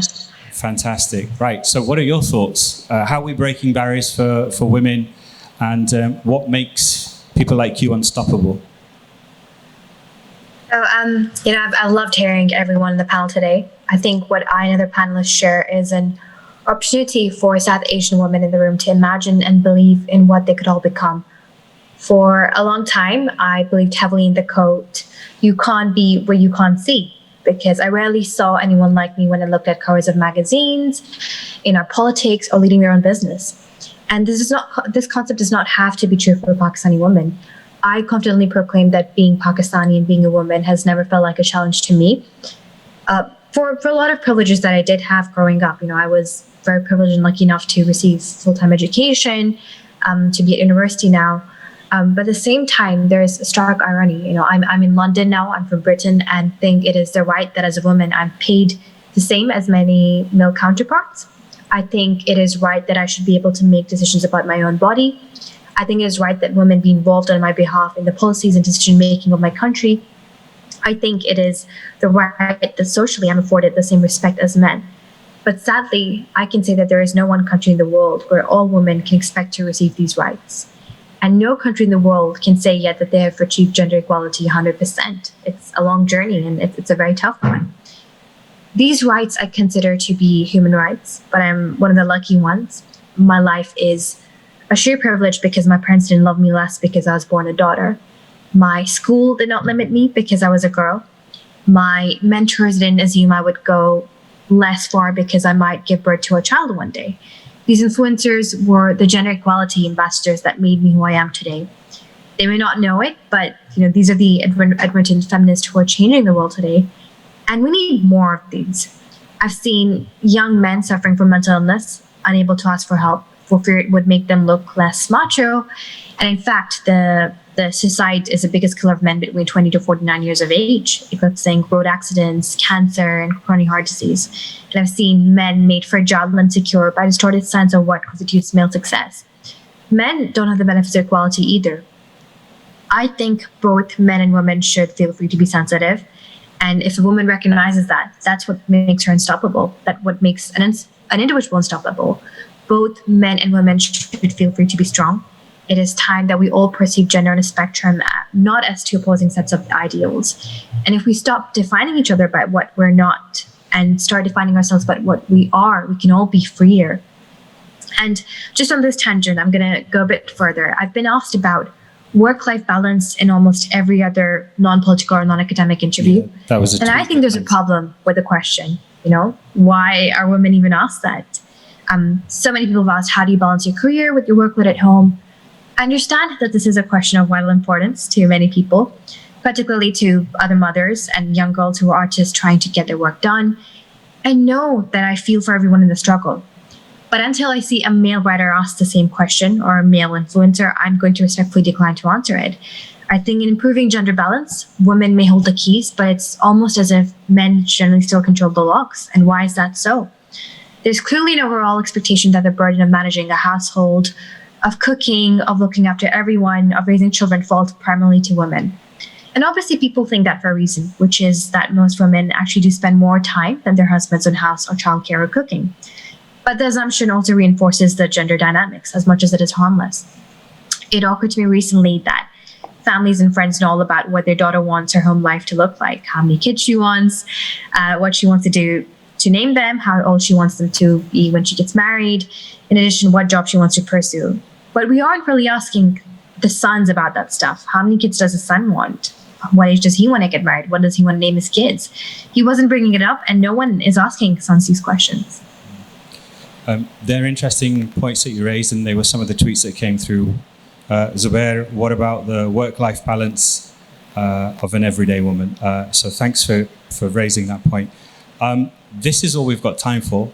It's been absolutely amazing. I've learned so much, and we could go on for ages, but we have other panel sessions to get through today. I've just got one final question to you, just reflective moment. We'll just start with you, Tara, first.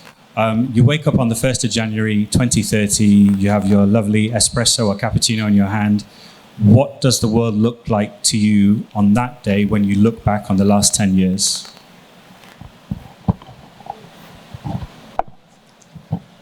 What a lovely question, Zubair. And I hope everyone in the audience has a chance to visualize their perfect January 1 morning on 2030. For me, I hope that decade reduces or ideally ends poverty, and each and every boy and girl and man and woman, not only in our nation, but around the world, has the ability to know and believe that what they dream is possible, and they have stories and role models in front of them for a sign for that. Now that's idealistic, as you all know. Realistically, I hope there is a safe space for women and men to be able to pursue their dreams, as well as to be able to be economically secure, which is very, very important. And it begins with education. So Zareen's talk about how our nation already has policies enabling everyone to be educated. So we need a culture and a community that supports that. And I think that's very doable by 2030. I also wish and feel that the women who are going to be continually in positions of power, influence, and decision-making will be able to affect the quality of life and products. Zubair gave the most amazing example of a phone that actually cools down knowing that women speak much longer than men.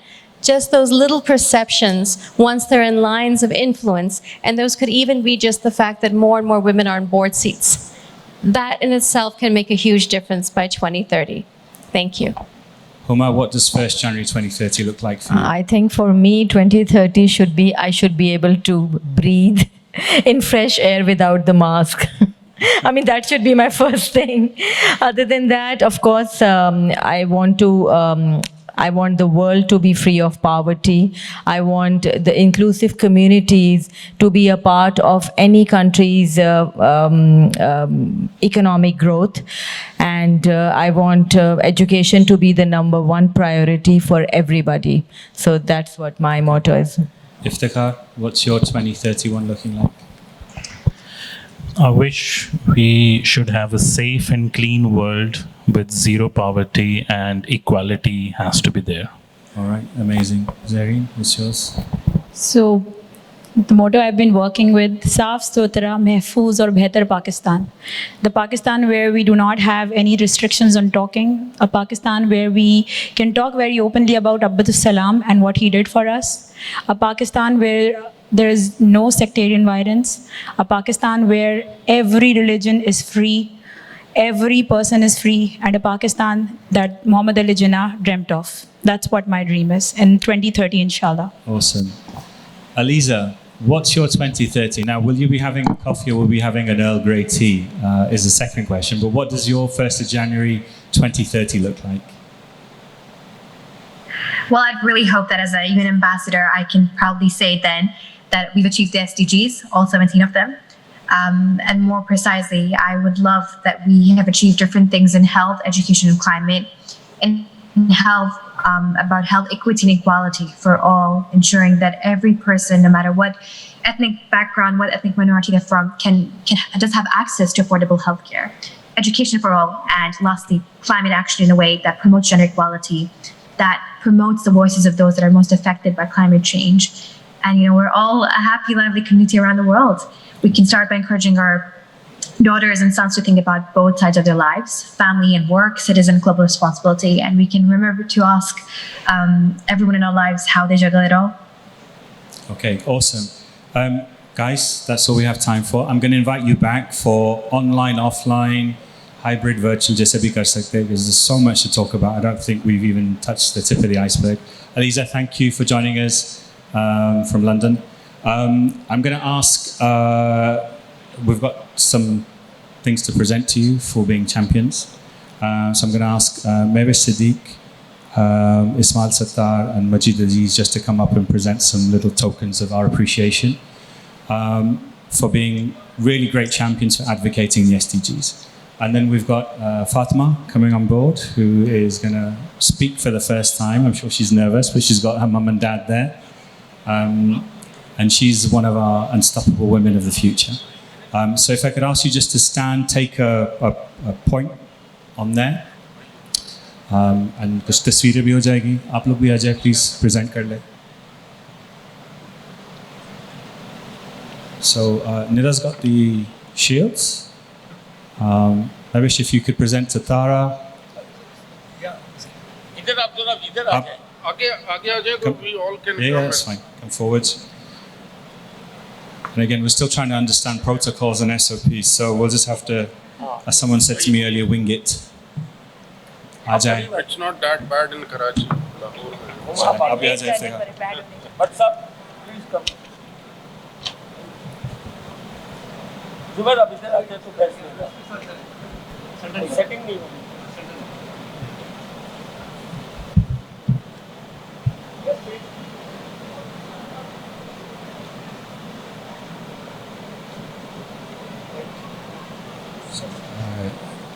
This is Mehwish presenting to Tara, and then we have to Huma.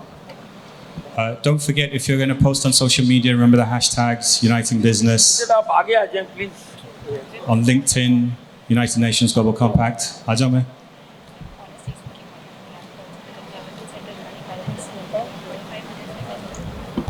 Zareen? One more.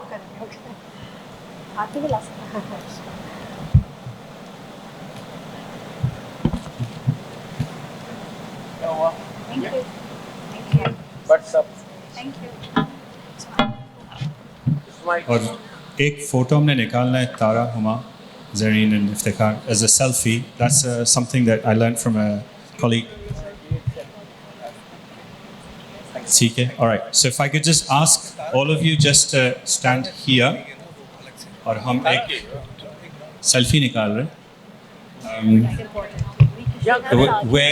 We're inspired by Bradley Cooper. और ये हमने I think 36 events किए और ये थोड़ा सा craze हो गया. आ जाए Sadia. Media cell wants you here. So I think I have to do like this. Just again socially distanced, but How is it possible? as close to get थोड़ा आगे. Sadia, where are you? All you want a selfie. हमारे जो colleagues हैं ना ये चीज़ पसंद है. हम लोग तो कोई नहीं आ रहे. You should stand down. बड़ी screen है. आप लोग जाते मेरे भी उम्र हो गई है.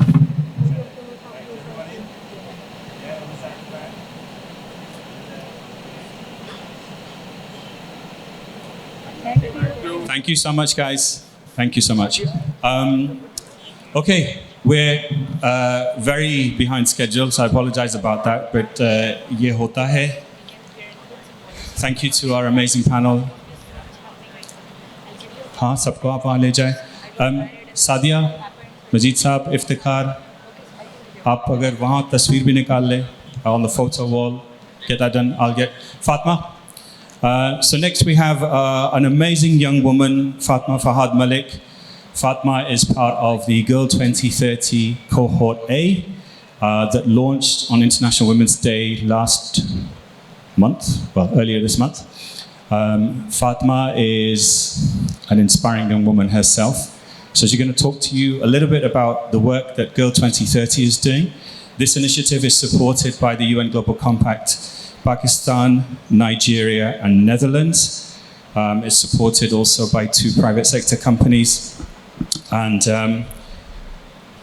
Fatma, I know you're nervous. Aram se, bismillah. If you get stuck, we're here. Right? So whenever you're ready. Bismillahirrahmanirrahim. Your Excellencies, honorable guests, ladies and gentlemen, colleagues and friends, Assalamu alaikum. It is such a joy to be able to speak to you all today. To the young women around the world who aren't just poised to change the world, but have already begun to do so. To the men and women in this room who are breaking barriers. I am part of the first cohort Girl 2030 program, an initiative set up by a small yet powerful tribe of young girls who are promising to move tech forward and enable a pathway for girls over the next decade. At Girl 2030, we believe we are on the precipice of transformation. We can accelerate the pace of change. And you know what? We don't have to be satisfied with the current speed of progress. When we look at the breadth of issues we are facing today, it's easy to get overwhelmed. But if our generation is anything, we're strong, we're bold, we're disruptive, and we're courageous. We say tech is changing and evolving every single day, but statistics on the number of women in the tech industry reveal a hard truth. Women still only hold a quarter of jobs in this industry. The industry is overwhelmingly dominated by a single gender, and women still lack in this sector, something that didn't sit right with us. We felt there needed to be better inclusivity and better accessibility for young girls and women in the tech sector. Our co-founder Ikra always reminds us that girls are the most transformational, influential, and untapped currency in the world today. And it is up to us to unleash this potential. So, which is why our program is a global community that says we care. Led by young girls, we focus on building leadership within individual girls first, girls like me, including building our self-confidence, personal accountability, and long-term aspirations, and steering it in the right direction into developing and honing in on our skills in research, community organizing, goal setting, and effective communication, and designing a program to help us grow professionally and personally.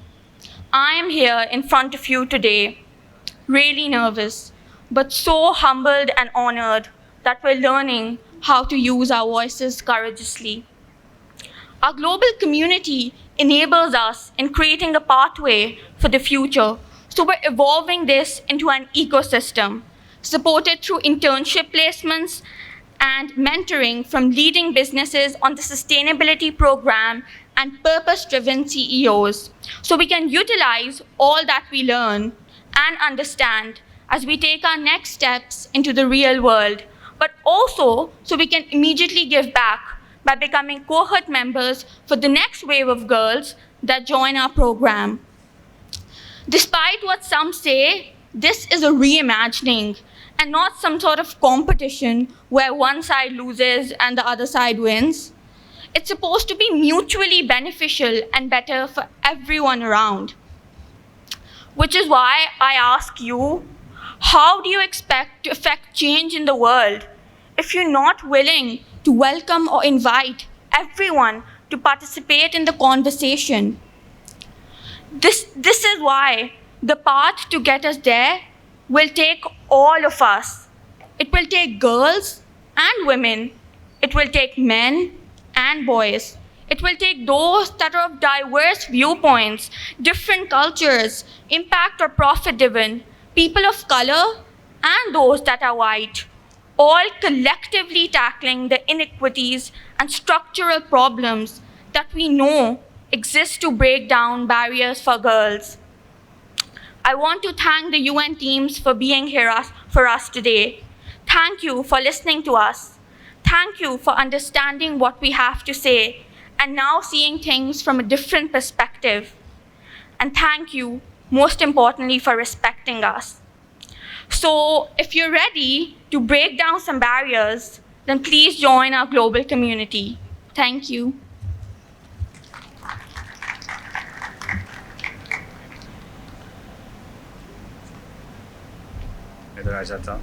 Fatma, that was absolutely amazing. Stay there. We want to present you with a small memento of this occasion. You were absolutely awesome.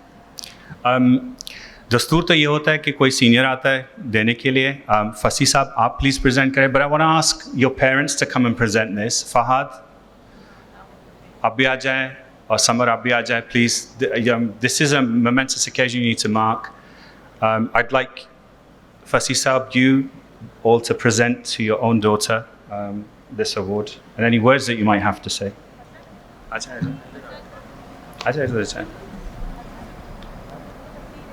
बीच में खड़े हो जाए. Thank you so much, Mayor. No, shit. So Fatma, मुझे ये बताओ, are you feeling nervous now? Are you still feeling nervous? Not now. See, that was it. It was easy, right? And also, it's really heartening to see such wonderful parents empowering their children. So a round of applause, please, for Fatma. Well done. And also to Fadi and Samar for inspiring such a wonderful young woman. We're going to play a video now from Ikra, who's just going to sort of give a slight overview, and then we're going to move to our next panel session. So if those of you who know you are, I'll tell you in a moment, you can get ready. I'm going to go, I'll video to love.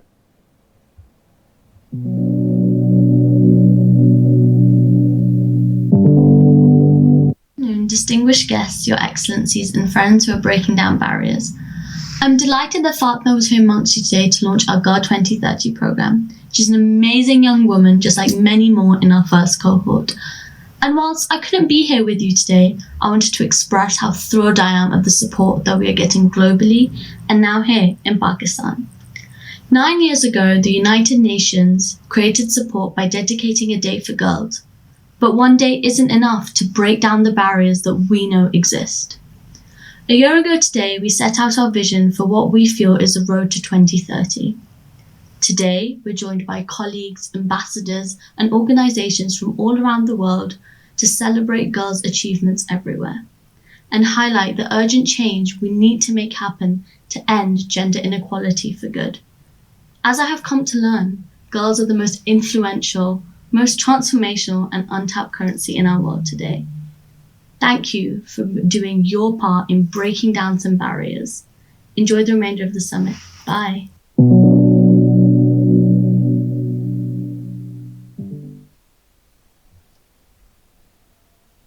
किसी ने पूछा था ये आप इनको जानते हैं तो हाँ ये मेरी बेटी है and I'm very proud of her and of the other girls in the cohort who took the initiative to really make some change. Now we're going to move on to our next session. We are a little bit behind schedule, so this is the where are we? Session 2. The future is now Gen Z. This is in collaboration with English Biscuits, so thank you guys for supporting this. Hamare panelists here giving the youth perspective on the labor market and opportunities for entrepreneurship. We have Salman Tariq, if I could ask you to come up, entrepreneur and co-founder of Davam Life, Darish Khanzadi, program manager at Gender Interactive Alliance, Sarfraz Hussain, co-founder at YPay Financial Service, Muskan Siraj, co-founder at Swiss Tech, Saad Allawala, who's now the director of Startup Grind, and I'm sure I'm missing someone else. Aur koi? Nidam, am I missing anyone? Let me look there. Shireen is here. Yeah, there you go. Ajaib sab, kursi bhi aur le lete. This session was supposed to be hosted or moderated by my good friend Esim Gul from UNDP. Esim was unable to join us, so I'm going to jump into the hot seat and just ask a few questions, really. Panel for us, because normally जब हम panel session करते हैं तो हम high level की बात करते हैं, हम policy related की चीज़ें बात करते हैं around the sustainable development goals, and it's usually people of my age and grey beards and grey hair or otherwise. So it's a little bit. Yeah. Okay. So it's a little bit different for me as well because I'm not sure how to talk to you guys, right? I know how to talk to my kids. They're 16 and 11, and we've got nieces and nephews. But you guys are absolutely amazing in your own right. You're doing so much. You're already on the sustainability journey. You're really advocating for change and progressive change at every level. So my hat's off to you for doing that. I want to find out a little bit about your kind of journey as well, and we'll do this as a two-part session. So what we can't cover today, we will cover through a follow-up over LinkedIn or social media. So don't worry if you don't get to say everything, and there's plenty of you to talk today. Relax ho jaye, ghar wali baat hai, I'm your brother. If you feel you want to say something but you can't say it, then just message me on WhatsApp. We'll be in push lenge. So there's no hard and fast outcome. So really our conversation today is about, you guys have all taken the decision to go down, or most of you go down the entrepreneurial route as opposed to the traditional maa baap kehte pad lo, kar lo, naukri kar lo. Padhai is important. Learning what you learn in the workplace is also important as well. But I want to understand why you've gone on the road that you've gone and not opted for traditional employment. Have there been struggles along the way? Was it a conscious decision? Did you find that it was easier to not go into employment and go down this route? And what could we have done differently as your elders to make that journey better for you? Could we have broken down some barriers? And as our theme says, now is your time. So really it's about us stopping and telling you what to do and actually listening. So you have the floor for about 15 minutes. We'll try and cover as much as you can. अब सब सुन रहे, तो आपने जो कहना आप कह दें. No airs and graces here. So Saad, I want to start with you. I know this is your first time speaking at a public platform, so the second, right? You did yesterday, right?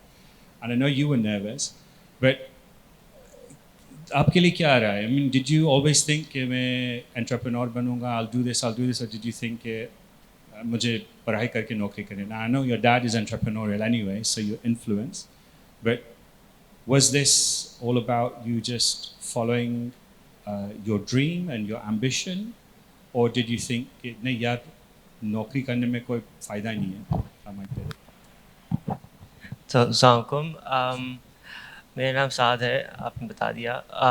मुझे honestly कोई force नहीं था कि मैं entrepreneur इसमें घुसूँ या कुछ भी करूँ. I always had a free hand by my dad, so that's one place I'm the luckiest kid, I would say. I just got to be the director for Startup Grind Karachi, which is a global network of. उम्र क्या है आपकी? 19 साल है, 19. 19 years old, and he's a director of Startup Grind in Karachi. Right? That's Pakistan showing the world that we're leading. So I just turned 19. I've been connected with the Startup Grind network for a while now, so that's why I got in so early. I've been attending conferences around the world with my dad. So again, he's my biggest mentor, and he's taken me everywhere and anywhere in the world, and I've experienced everything with him. So being an entrepreneur, I have 3 failed startups already. I'm only 19. I left school when I... sorry, did I hear that right? Failed? Yeah. I guess success. No. And you're okay with that? I'm okay with it. I'm happy that it failed because I wanted something to fail in so I'd know and I'd grow more. So then the next thing I'd do, I'd ask more people before doing it, with not just like dive into it. So I already have 3 of those. Now I got to be the director, and my job now is to just network with people and collaborate with all the organizations in Karachi who are working for the betterment. So such as yours, and then the Chamber of Commerce's, and I had my first relaunch event of the chapter yesterday, so that went very well, and now that's sort of the reason why I'm not so nervous today, because of that. I forgot your question. That's okay. I was just asking, why did you decide entrepreneurship? And I think you've answered that. Let's move the mic across to that way. What's been your journey? Did you just decide one day कि बस नौकरी नहीं करनी है कि? First of all, thank you for including me in Gen Z. I'm not. I'm way older than all of these guys, I think. You're not as old as me, right? So I've had a hybrid kind of a situation. I worked for 6 years. I never thought I'd go down this entrepreneurial route. But ये अलग बात है कि मैंने अजीब-अजीब organizations में नौकरी की थी. So my first organization was an organization called Karachi Electric Supply Company. And while this might be a very flashy KE brand right now, 10 years ago, nobody thought of going to an organization like KESC. This was the time when my second week of work, there were consumer riots and then labor riots, and people were shooting us from all left, right, and center. But at that point in time, I guess KESC turned out to be the best experience because there was so much responsibility given to young blood to kind of come in and change the organization. And that's what I believe, that where there's a lot of waste, there's a lot of opportunity for development as well. So, and at that point in time, I worked on a project on waste to energy. And that's where my love affair for waste and gobar and poop started. So, going from KESC to Aman Foundation, which is a social impact organization, I thought my love affair is with clean energy, also with social impact. So I encashed my 6 years of experience in a utility and a social impact organization, got a scholarship, went for my master's, came back, was applying to organizations to work for, but nobody was really doing exciting work in environment. Right, 50 megawatt of solar power here, wind there, SAID type businesses. Nobody had a clear vision on, the future. So that's when my ex-boss, who's now my co-founder, said, "Why don't we do something of our own?" Hence, we incorporated Dawam. which is now 4 years old. We're trying to do a lot of things at the same time, but I guess my first 6 years of experience really helped me administer this company and kind of navigate the administration side of things, but we're still doing a lot of new things which are different from the conventional market. So we've got two business verticals. We're doing waste management. When people like us don't go into waste management, right? There's a Suzuki that comes in and you get waste and then Allah Hafiz. And then we sit here and cry about the waste situation in our city. So what we're doing right now is we're collecting waste, we're segregating, we're sorting, we're making compost and repurposing 70% of the waste and preventing it to be dumped in the landfill. And the next 30% we have planned to go into RDF and other waste to energy, because our end goal is obviously 90% of waste recycling. The other vertical that we have with the waste management process starts when we all enter the supermarkets and decide to buy the KNN ka dabba or that juice box, because we all believe that waste management starts, after the waste is thrown away. It starts when we all decide to create and generate waste. So we have a retail model where you come into our shop and have the option to refill and buy according to weight, bring your own packages, you get incentivized to reduce waste at source. We're kind of incorporating or launching a very new innovative model this week where we have made our own shampoo refilling station, right? That waste management project that we did, and we saw waste that shouldn't be there, like shampoo bottles which you buy every month and throw it away. So we made our own shampoo refilling station. You buy it once and you keep refilling it again and again. So this circular economy initiative is really close to my heart. And the entrepreneurial journey just happened. But it's an exciting thing. I believe that students and graduates now are more open to working in startups like us. They're ditching the traditional FMCGs and the banking jobs to come and take risk along with us. And we're more open to take these risks and go into unconventional businesses. I think that's the key that I'm hearing, risk, right? Have an appetite to see the world differently. Okay, Absolutely. that's interesting. Pass the mic along. What's been your view? Did you think, yaar, mujhe naukri nahi karni hai, job mein jana hai? Or did you do something different? अस्सलाम वालेकुम everyone. That's ये जो आपने सवाल पूछा है कि मुझे नौकरी नहीं करनी, तो मेरा अभी वो वक्त आया नहीं है कि मैं अभी नौकरी करूं। There's one thing that I really want to share with all of you. First of all, thank you so much for considering me well enough for this event, because जब मैं बच्ची होती थी, when I was a kid, not a kid, एक अच्छी भली लड़की होती थी, I used to dream कि I used to see panel talks, I used to see TED talks कि यार ये लोग कैसे आ जाते हैं स्टेज पे, कैसे capability है, कौन सी capabilities हैं इनमें that they are capable enough to join this event and to speak about their experiences. And that's not my first, but जब मेरा पहला event हुआ था, when I used to speak about my experiences, that was the moment कि I felt the most luckiest girl, and right now I am actually feeling the luckiest girl to be the part of this event. And my journey, I started working when I was in 7th class, and I used to take tuitions, give tuitions, and I used to work in different organizations because I always wanted to break the legacy, because I'm the youngest entrepreneur in my family. Not the youngest, I'm the only youngest entrepreneur in my family, and especially a woman youngest entrepreneur. I'm so sorry, I'm just extending the sentence because I'm honestly really proud of it. And I started my entrepreneurship journey last year.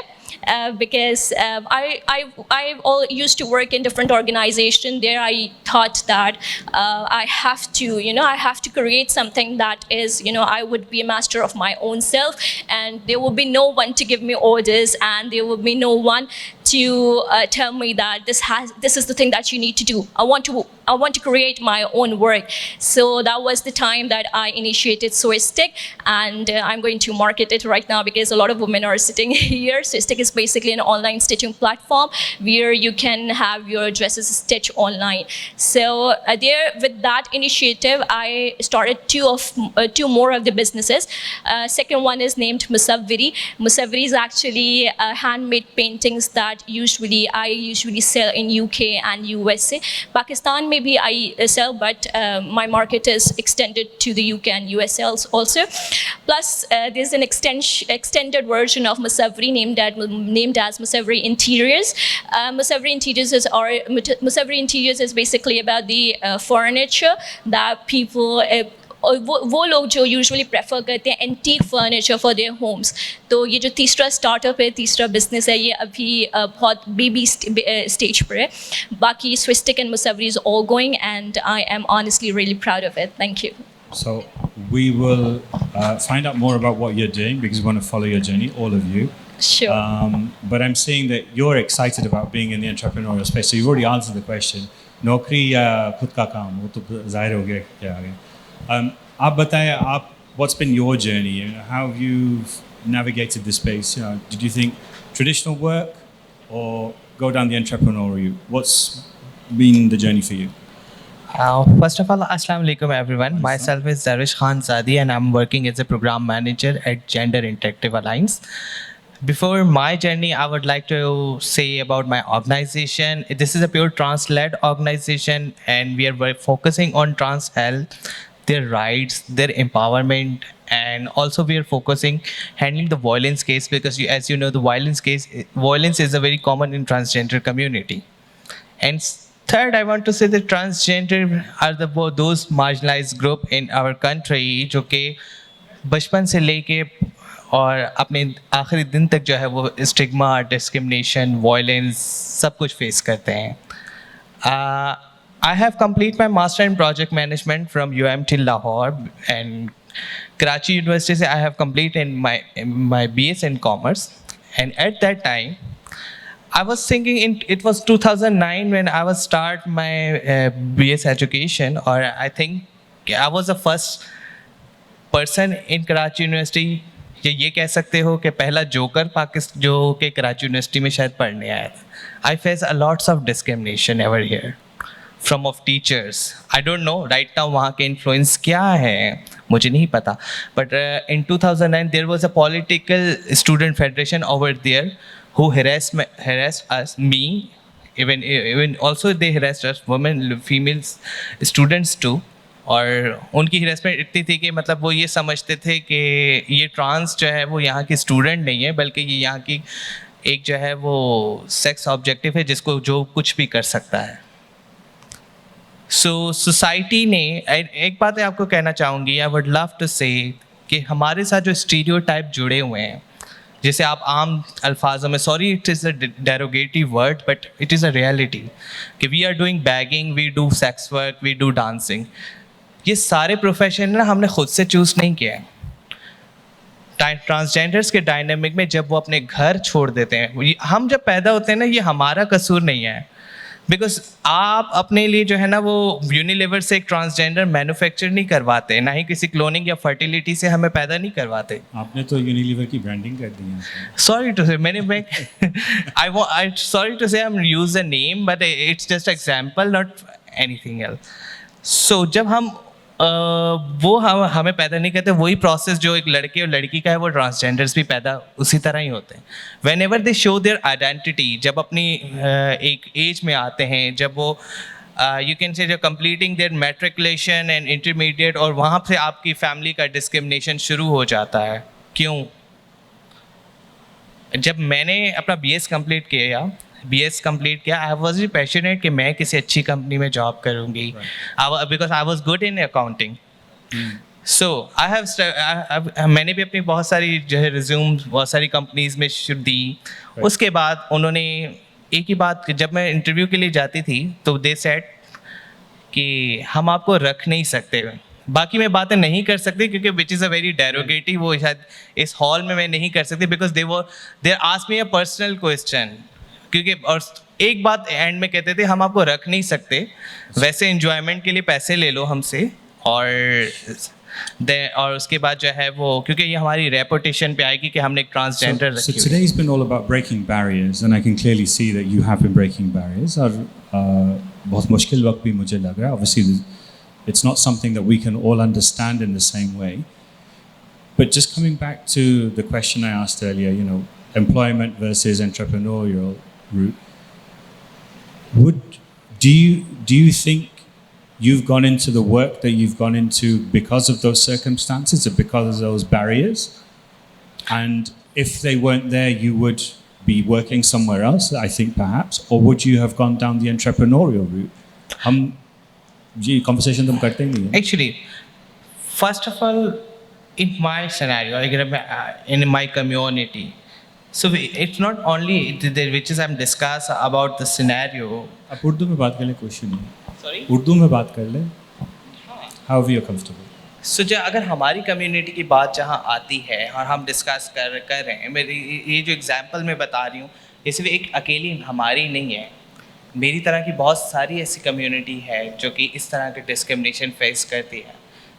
Today the lots of CEOs and entrepreneur persons are here, but no one want to include trans people in their staff. So we are here to break the stereotype. We are doing for make enabling environment. We want to be better, the social being of our transgender community. So that is our idea. So we as leaders in our own businesses, Because we have a lot to learn. Everyone have a mindset, especially in Pakistan. I don't want to, because we are associated with the stereotype profession. That is totally wrong. We are not a person with a disability. Sorry to say, I don't want to say want to hurt anyone, but we are not a person of disability. We are trans women, transgender women, transgender men, and we have a dual capacity. Rest of female or male. I think आपने बहुत एक अच्छा point पे ख़त्म किया. We'll go on to the next comment. What's been your journey? आपको क्या लगा कि entrepreneurship पे ध्यान देना चाहिए because of circumstances, barriers? You wanted to create products and services that might be filling a gap. कि आप नौकरी वाला route? Okay, so I'm Sarfraz, and I am a CS graduate by profession. I wanted to be like the regular guy who completes a CS degree and goes into like corporate. I was working as a freelancer before my completing my graduation, but like this whole paradigm shift came in like 5th semester. So as a part of our degree program, we have to take a management course, and that's called like entrepreneurship. In that course, one of the teachers and now my mentors, he came in the class and he was like, either you complete this class by completing a project, or you leave this class with an idea that you want to pursue in the long run. So after pitching him like 7 different ideas, the last one being the idea that I'm currently working on, I stuck to this idea, and then I didn't like stop. I got other of my batchmates on board and other people from the industry, and then we started out. We pitched to as many people as we could, and eventually we pitched to the SCCP, and we were proud, like we were given the financial advisory license that we have currently, and then we started out this organization named YP Financial Services, which is a digital investments company. It onboards the customers like digitally, and we facilitate investments in the capital markets because of like the gap and the investments to GDP. There's like a huge gap in the Asian market. Pakistan is one of the lowest tail enders in comparison to all our neighbors and other parts. So this is what we are working on. And coming back to the question that I wanted to, so I think that entrepreneurship like chose me instead of me choosing this route. So the environment was more conducive for you to go down the entrepreneurial route. Yeah. Okay, it's good information, good insight. Shireen, obviously you're with an organization, needs no introduction, PBC. If you weren't there, would you have gone down entrepreneurship, or are you happy where you are? Sure. So I had the opportunity to work in the social impact entrepreneurial ecosystem in the UAE. Then when I moved back to Pakistan 2 years ago, so it was a question, entrepreneurship, corporate sector, or development sector, something I'm very passionate about, of course. And now I'm lucky to be at the nexus of the private sector, development sector, and the entrepreneurship ecosystem. And I can tell you, Zubair, that there's a great deal of good work taking place all over Pakistan globally. But like Fatima said, is it happening at the speed that we need as a country with 60% of our population under the age of 30? This is going to continue to grow over the next 30 years.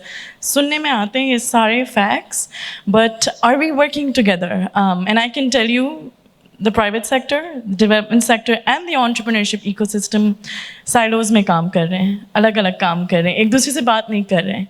Initiatives हैं, platforms हैं. I'm interjecting. So my question is, हमें तो पता है ये हमारे generation पे होता है. And our next panel, I'm going to ask that question. आपकी generation में भी ये हो रहा है?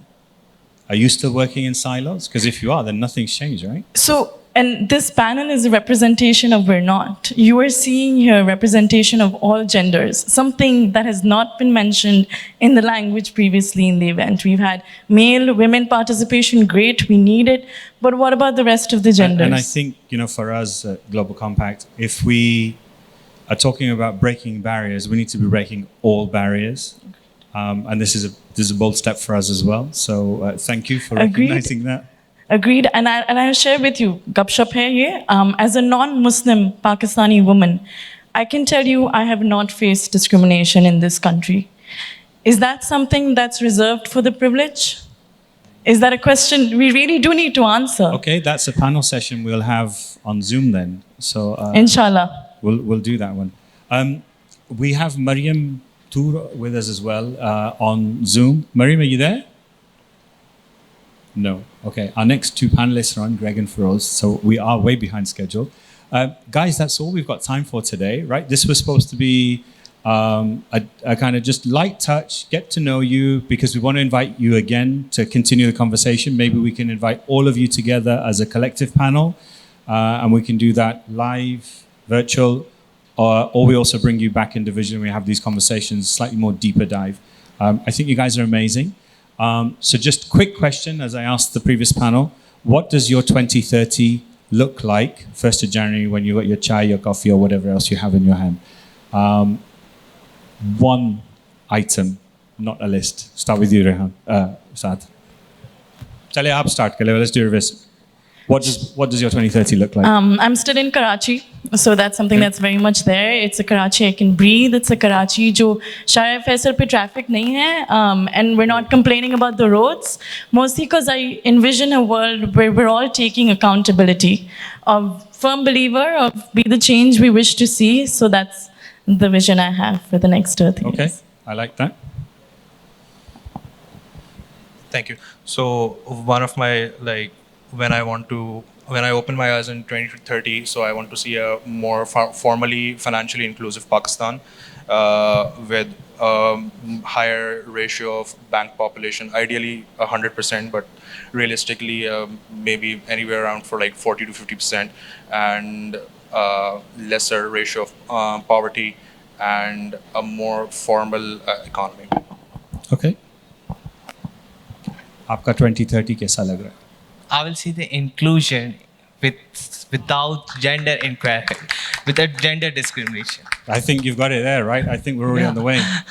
I want literally, I want with the gender equality, sorry to say, I want inclusion with gender equality in Pakistan. All right, awesome. Muskan, what's yours?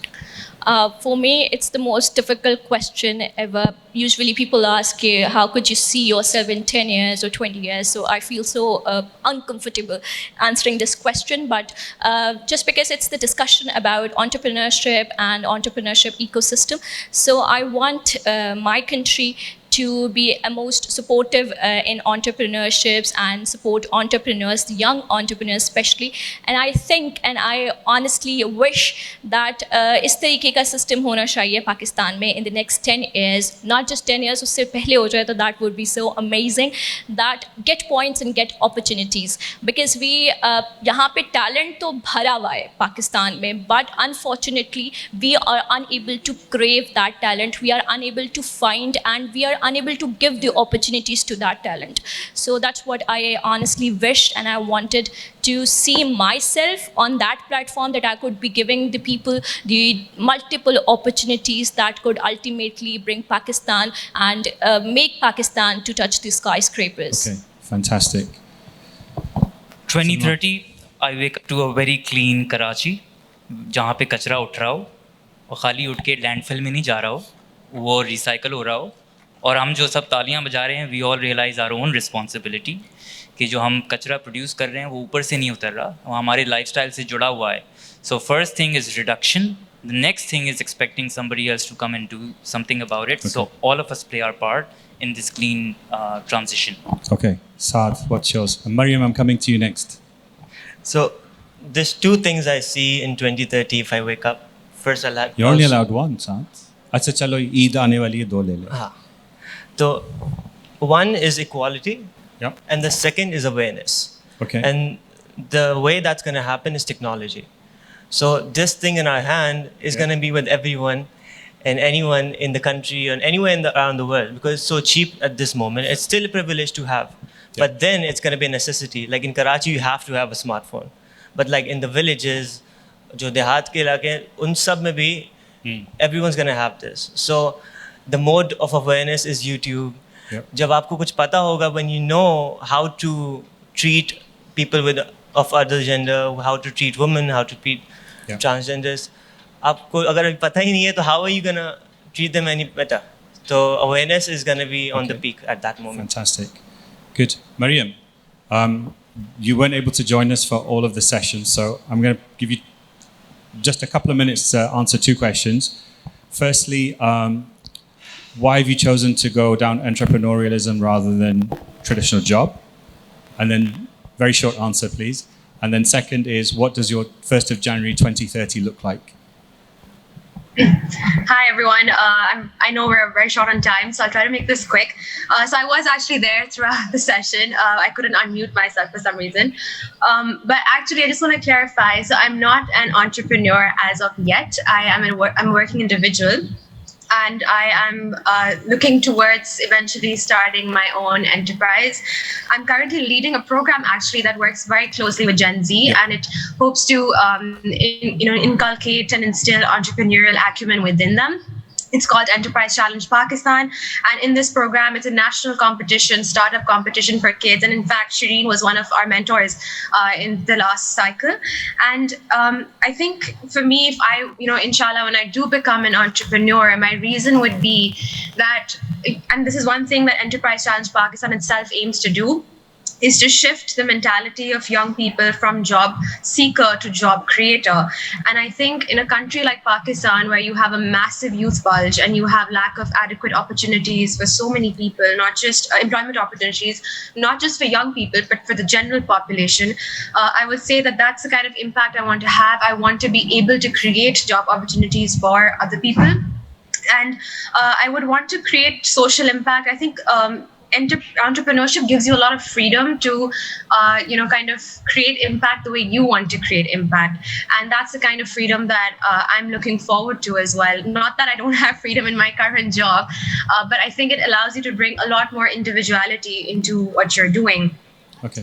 And I think entrepreneurship also teaches you a lot of skills. So when we speak to young students between the ages of 13 to 18, trying to encourage them to pursue career paths apart from, just becoming your traditional like doctor, lawyer, engineer, and all of that, we teach them about soft skills, because being an entrepreneur is all about building resilience, communication, effective communication skills, decision making, all of that.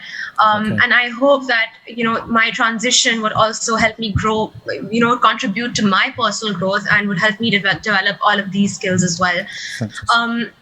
Your second question about how I would like to see my, 1st Jan 2030.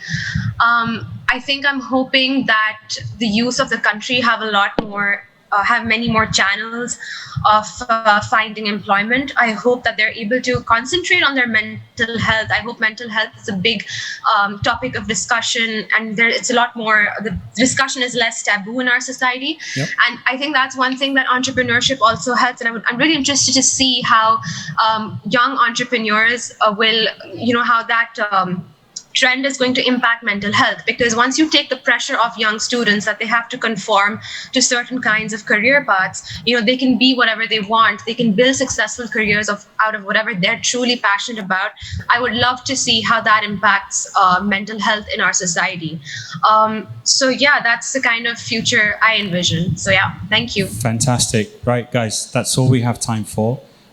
Before you go, I just want to ask you to stand here. We'll take some pictures, present you with some thank you, but more of a thank you से कम, but more of a अब मैं आपको जिम्मेदारी दे रहा हूँ कुछ चीज़ें आगे ले चलने के लिए, which is sustainability in every aspect of your being. So that's what this little gift is. हम बुला रहे हैं नसीम साहब को, कहाँ है वो, और अब्दुल्ला साहब, नजर असद जी, अब्दुल्ला साहब और नज़र साहब, आ जाए आ जाए जाए, हाँ आ जाए अभी आ जाए. And we are a little bit behind schedule, so I'm going to try and make up and catch up as much as I can. आप ये present कर दें in champions of our future. और जैसे हमने कहा कि बिल्कुल वक्त आपका ही है, हम hand over कर रहे हैं आपको baton. So with this little memento, we're actually present करना. हम आपको अब जिम्मेदारी दे रहे हैं, हम सीनियर्स थोड़ा गोल्फ शॉल्फ खेलेंगे, चाय शाय ज़्यादा पियेंगे, रिटायर होंगे, कॉफ़ी भी पियेंगे, वो तो goes without saying. And we expect you guys to really kind of move the needle, not just on sustainability, but really breaking down the barriers, both in Pakistan and abroad as well. And we wish you all the best, and we're here for you. I wouldn't say as mentors and coaches, because I don't think you need that, but we're here for you if you need to speak to someone. We're here to listen.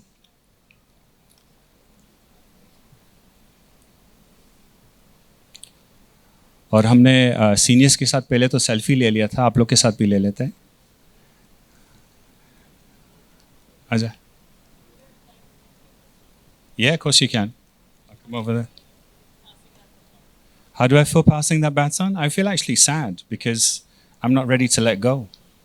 But you guys are going to do a better job than we're doing, right? हमने रास्ता बना दिया, साफ कर दिया, अब आपके ऊपर है उसको और उस पर बेहतर बनाना. But we're still here. We're not going anywhere. Not yet anyway.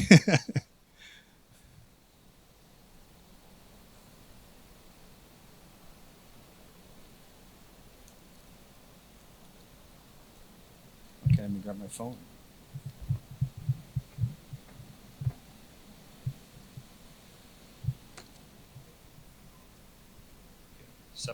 सबका हो गया?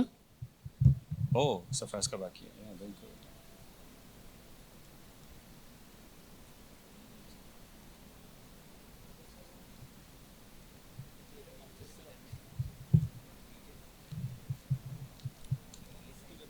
चले, आप लोग का. Thank you guys, absolutely awesome. For our panelists that are listening in on Zoom, we are behind schedule. Greg and Feroz will take you on shortly. We're going to kick off with the next session, which is our power session. Our promise to future generations, this is with industry seniors. If I could ask Atif bin Arif, co-founder and CEO of MyGhar Technologies. Atif, good to see you. You're looking very well, smart, even with the mask. Amna Saeed, DGM Marketing at EBM. Amna, are you here? Yeah, Ajay.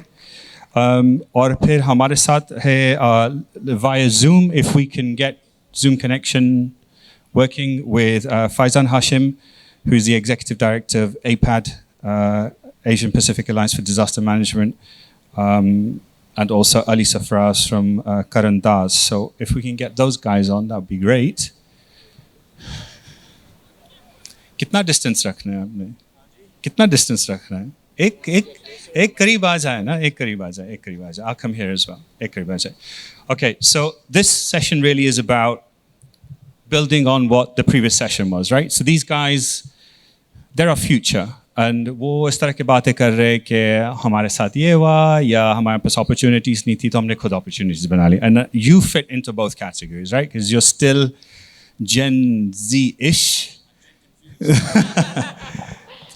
और हम तो उससे गुजर चुके. So really all I want to know, this is a power session, so we know we're not going to cover everything today, and I'm going to invite you back again to have a more detailed discussion about your journeys and stuff. But I want to know, like you're both in the industry and you're creating products and services, I want to know if you're listening to what's being said out there. Are you listening to Gen Z? Because maybe business ke andar ho, coffee ka business hai. And I don't think I'm listening to what this generation is saying. And I don't mean products and services ki ye iska taste ye hona chahiye, ye hona chahiye. Actually, are you creating impact before you even put the product in the packet? And I think I am. But I want to know if you're thinking now. And we've got Faizan as well. Assalamu alaikum, Faizan. We can't hear you, but we can see you. Looking smart also. Walaikum salam. Can you hear me? Yes, good to have you from Sri Lanka. So I was just setting the scene, Hashim, basically just to say that we had our panel before us that were youth generation talking about a change in direction because perhaps the opportunities weren't there, perhaps there were too many barriers, and they are where they are now, but they think differently. So I want to understand from us as seniors, whether in industry or in society, that are we actually paying attention to what's going on, listening to them when we create products and services in our businesses? Or are we still doing the same usual kind of stuff and just really kind of saying, hum aapke mentor ban sakte hain, we can be your mentors, we can be your coaches. We still tell them what to do. So I'll come back to you, Hashim, in a moment. I want to hear from you at the first because you kind of sit on that. I'm going to give it to the ladies. You're going to do ladies first? I'm okay. always be a ladies first. Thank you so much. Amna, what's your view? So I think the answer will be not enough. But I'm going to just talk a little bit about it from how the journey has been, right? So you talked about products and services. So I'm here representing English Biscuit CBM. And our vision has always been about nourishing hearts, lives, and communities, right? And so inherently in the company, in the last 50 or more years, we've been very much focused on doing things around sustainability. And when the sustainability goals came out, and it was interesting because they came out in just a couple of years after that, the Pakistan Youth Human Development Research came out in 2018. And so those two pieces fit really well together because, we're really talking about youth in two ways. One is youth as the protagonists of the future, which is, what an awesome panel we had before us, right? And those are the people that are really steering the direction forward. And I'll talk about what we're doing with people like that. But what that report on youth in Pakistan told us was not a good picture because there's a lot more that needs to be done to stop the factors that are holding the youth back. And that can be in two ways. And so when we kind of talk about, how as a company we looked at our efforts and said, okay, how do we focus on specific UN goals and create the maximum impact? So two areas which are really holding the youth back. One is not having enough access to education, which is a priority for us as a company. And I can go on and on. There's a laundry list of initiatives that we've done on that. And the other one is actually nutrition. So the degree of young people who have malnourishment in Pakistan is a real issue. So we are talking about engaging and helping those in need in the youth because the panel that came here was amazing. And they are the people who are the architects of the future, but they are not the total youth of Pakistan. And the youth of Pakistan needs to be enabled on both levels by providing the basics, which we do. And then, of course, we've been working for now 16 years with, the School of Leadership. And every year we support all these young people who come from all over Pakistan with their ideas. And we support them and we help them go back to their communities with projects that make a difference. So, you know, I mean, it's an amazing event and we sponsor many different projects like that. Okay. But we're a big supporter of that. So I know that's a long answer, but I wanted us to see both aspects of the youth. Yeah. And in terms of are we listening? So yes, I think the survey told us a lot. But the other thing is, you know, how you can listen a lot more through now social media. So I think we're really actively engaging and trying to understand trends there.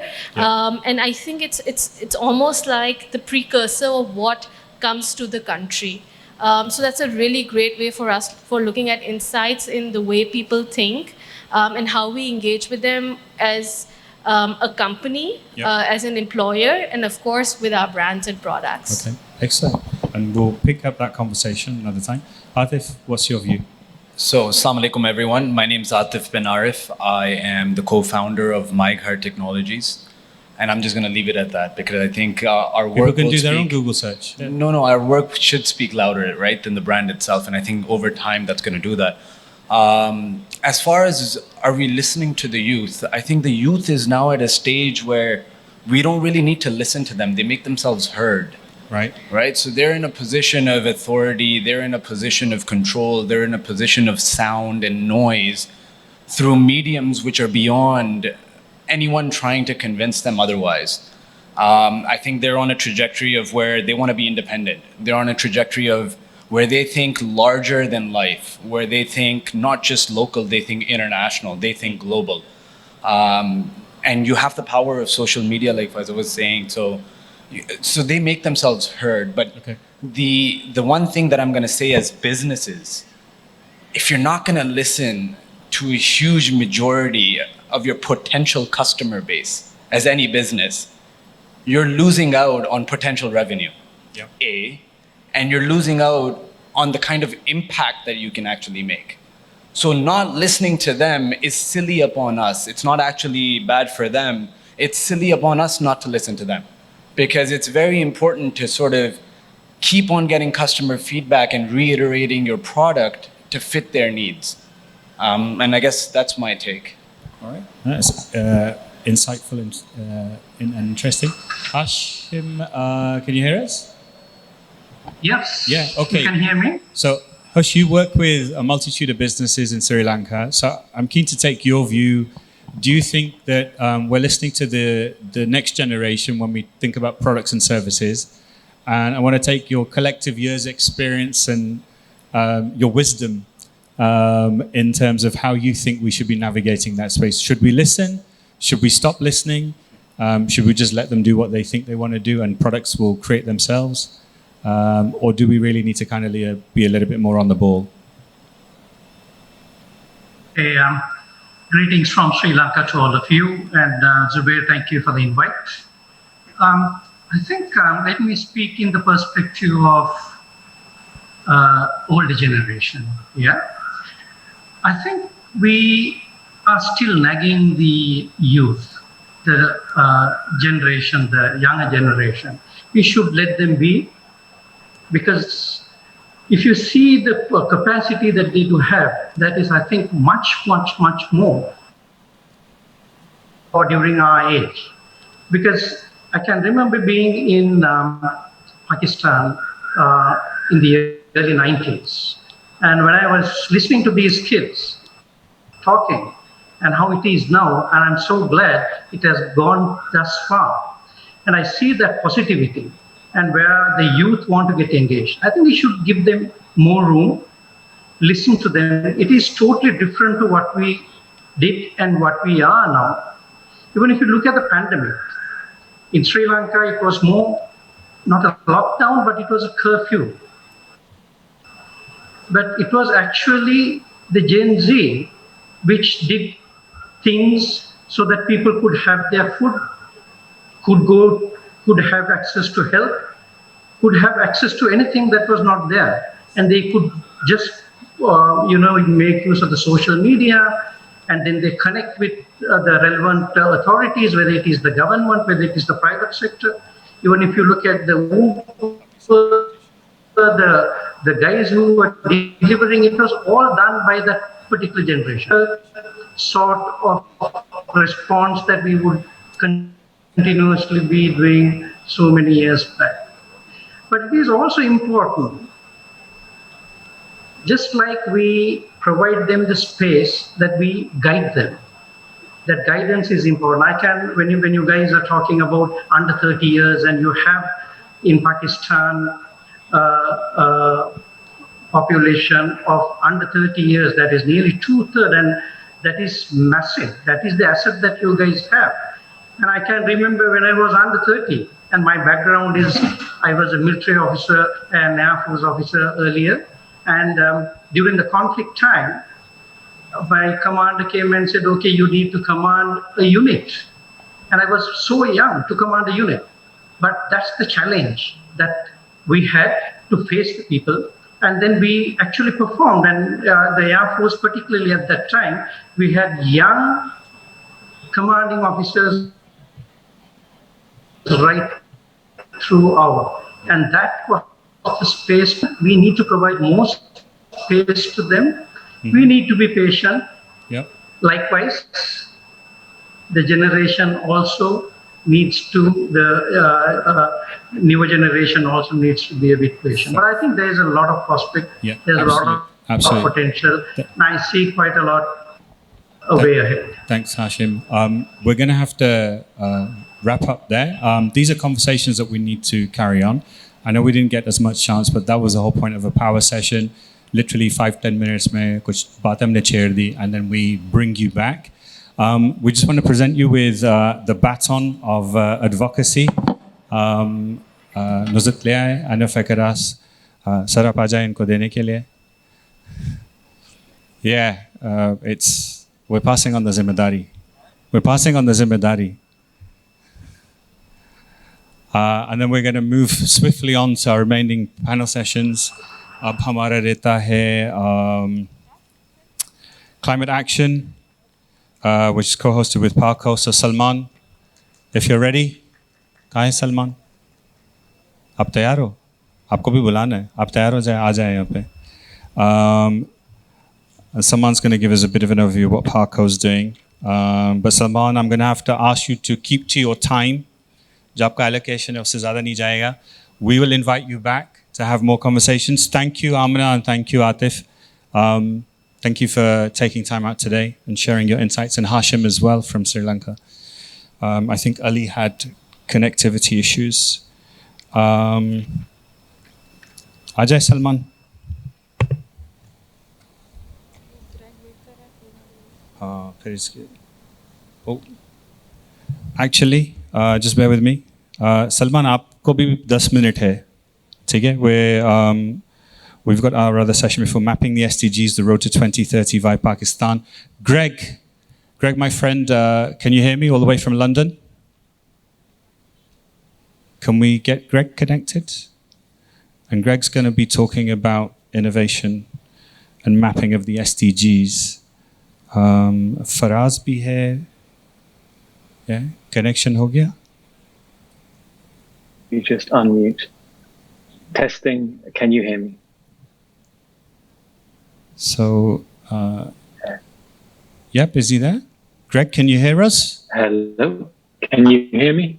We can hear you. We're just going to get you up on the screen. I can hear you. Fantastic. Video is there. Awesome. So, Greg, Great. Thank you for joining us. You're the Innovation and Sustainability Director at Quantum 5 over in London. You've been doing some awesome work on mapping the SDGs with government and private sector organizations along with the UN. And you're going to give us a bit of an overview of what that looks like. And then we're going to move over to Feroz, who's the ED at the UN Global Compact Network in Malaysia and Brunei. Guys, we will have to keep it tight because we are quite behind schedule. So if I can ask you to do that. Greg, over to you.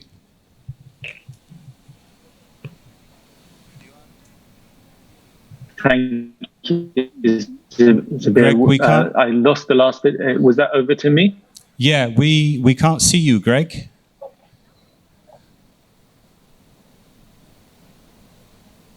Okay, well, I can that it's working. So Yeah, we can hear you, but we can't see you. I can see Feroz. Hi, Feroz. You still have no. Is it to do with the gallery views a bit? Let's just try again. Okay, I think maybe just we'll just crack on, and then if it connects, it might just be internet connection. Yeah, there you go. We can see you. All right, all yours. Floor's yours. Thank you very much, and assalamu alaikum, and thank you to everyone for the opportunity to speak at this esteemed event. I was particularly happy to have caught the last session. It's humbling to follow the Gen Zers. I'm particularly struck by the integrity, dynamism, and bravery of this group of young people. So ourselves in the UK here, it's my pleasure to be able to give an international perspective and some of the things we're working on. Now, as with Pakistan and many other countries, COVID-19 has exposed the social inequalities that so many in the UK and around the world face. And as this unequal vaccination program rolls out globally, the UK is also looking at the complex task of forging a green and fair recovery from the pandemic's terrible impacts. On top of that, the existential threats of the climate and ecological emergencies demand urgent action before it is too late to avert the worst consequences, not least at the critically important Glasgow Climate Summit hosted by the UK government, which will be upon us soon. So in terms of the national governments, they have the role to play with the voluntary national reviews in attaining the SDGs, but they cannot do this on their own. To succeed, they need the support and commitment of business, civil society, non-governmental organizations, and public authorities and agencies of all kinds, including local and regional governments. If the SDGs are to be realized locally, nationally, and around the world, then every level of society will need to act. In the UK, local councils are on the forefront of the many challenges the SDGs are seeking to resolve. But the wider national context will be critical and crucial in doing so. To play their full part in implementing these goals, councils rely on partnership between the local and national government and the recognition that the SDGs are a shared responsibility. So how does that bring us to SDG Me? So we're working with local actors, such as councils, hospitals, universities, to rapidly map, track, and assess the activities of these organizations against the UN SDG framework. We stress the importance of mapping because it explores the collective contribution of local and regional government, businesses and communities, and others. It also explores the interconnections between them to show how the co-benefits approach of the SDGs can help. We want to catalyze business, civil society groups, public sector organizations, and others to use the SDGs to develop integrated sustainability plans. And we want to tell a story of progress and effort that has already been made by organizations working in our communities. Once these data points have been mapped and agreed as useful indicators, the task then is to track progress over time, allowing civil society and the public to have visibility of these indicators and understand how investment is being targeted.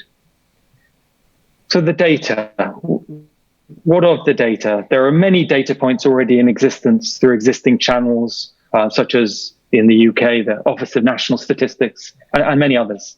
And an opportunity exists to engage with local stakeholders where none exist, to find locally relevant measures that galvanize community interest and support for the goal. Therefore, data should be regularly reported and publicly accessible and comprehensible. It should be better disaggregated by geography, by demography, to allow a better analysis of intersecting inequalities. The ultimate aim of mapping and tracking has to be real action in the form of greater accountability and policy focus. The SDG's comprehensive systems thinking approach could help local government to act on synergies and manage trade-offs intelligently and transparently while supporting the most marginalized communities. Best practice should be shared between local authorities as a matter of course. Local authorities should accelerate collaborative action on the SDGs by establishing empowerment pathways. All levels of government should drive meaningful community participation on decisions such as local policy, investment, and public services. This engagement should be wider, both in terms of the diversity and number of participants, but also deeper, reflecting people's lived experiences. The lessons learned from COVID-19 recovery should leave a legacy of more inclusive and participatory governance for years to come.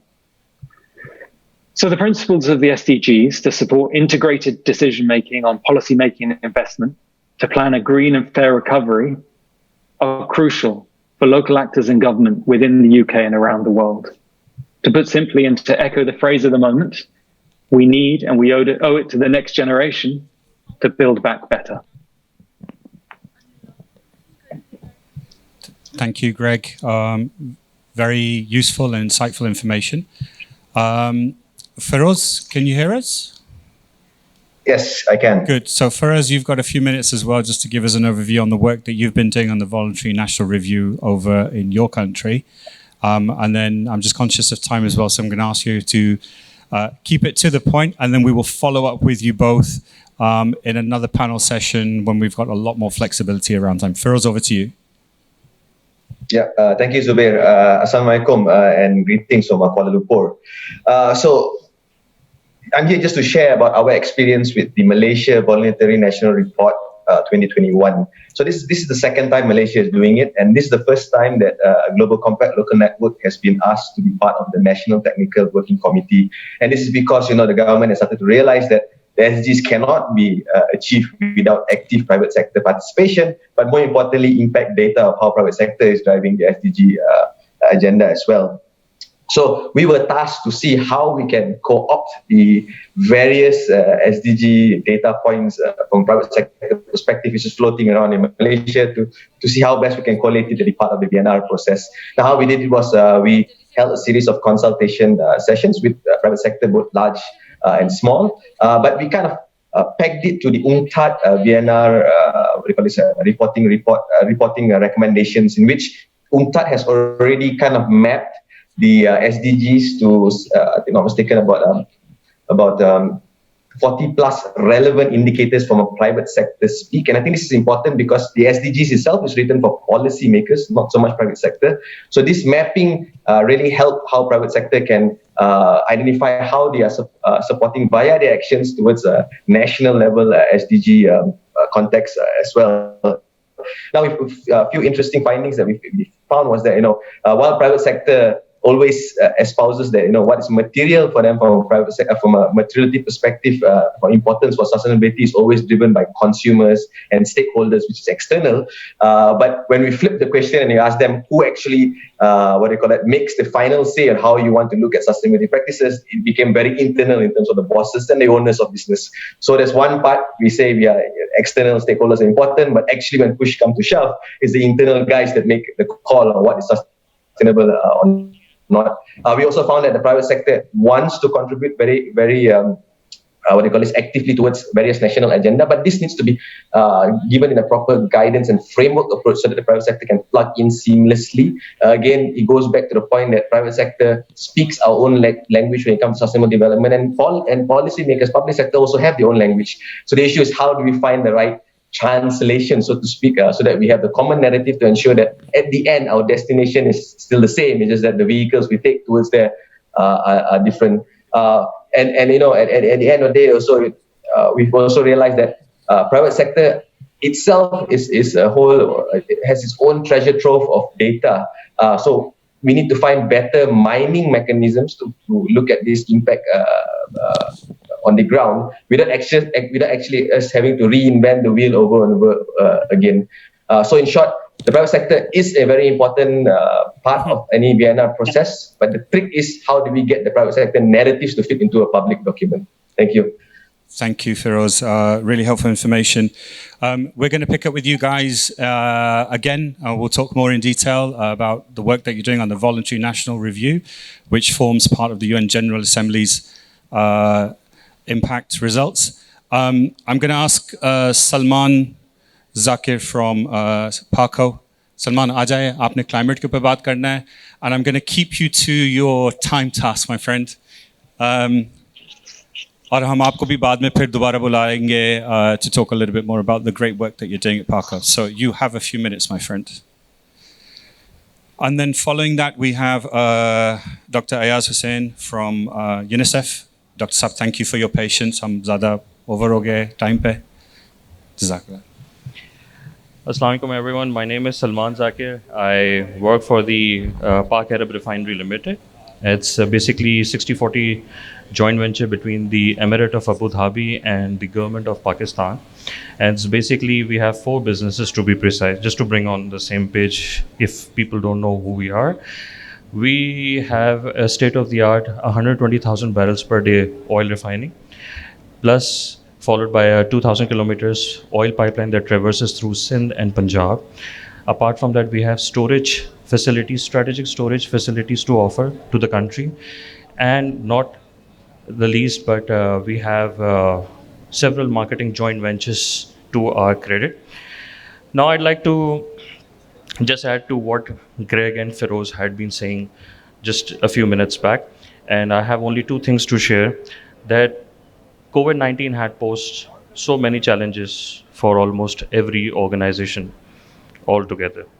And it had posed several issues for the petroleum sector as well. But we had made sure that the company progresses and we keep an eye over the climate change. And we kept on investing during those difficult times in COVID-19 through various investments in environmental stewardship. For example, we invested $112 million in developing an isomerization unit. What that unit would do eventually will reduce the 500 parts per million of sulfur content in our gasoline to 350 parts per million. So eventually, in English, it means that your fuel would now be from Euro 2 to Euro 3 standards. That means less emissions and greater environmental stewardship.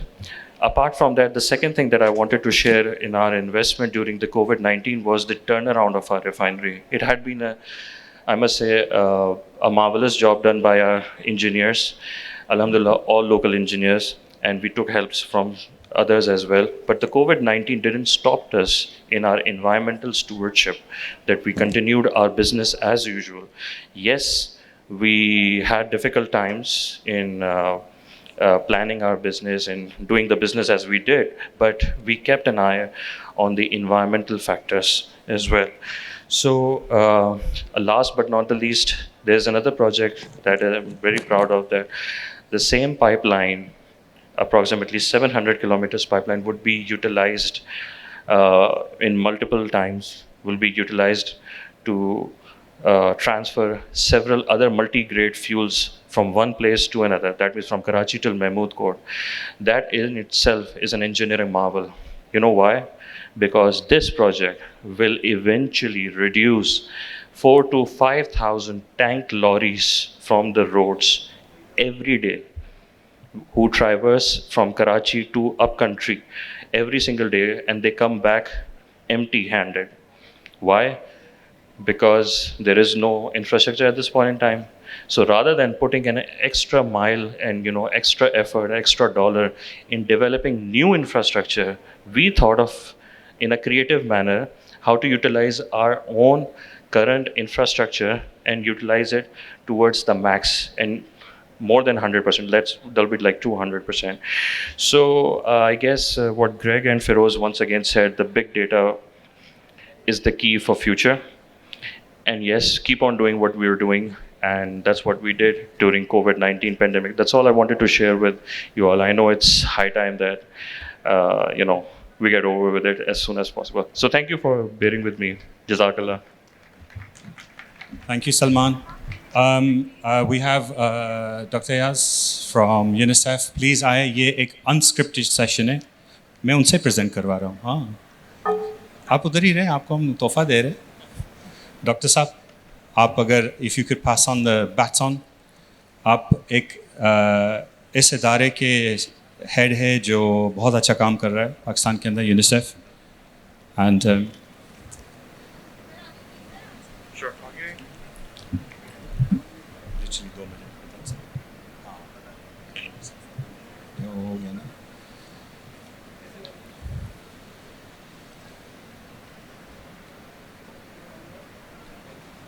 Thank you Salman.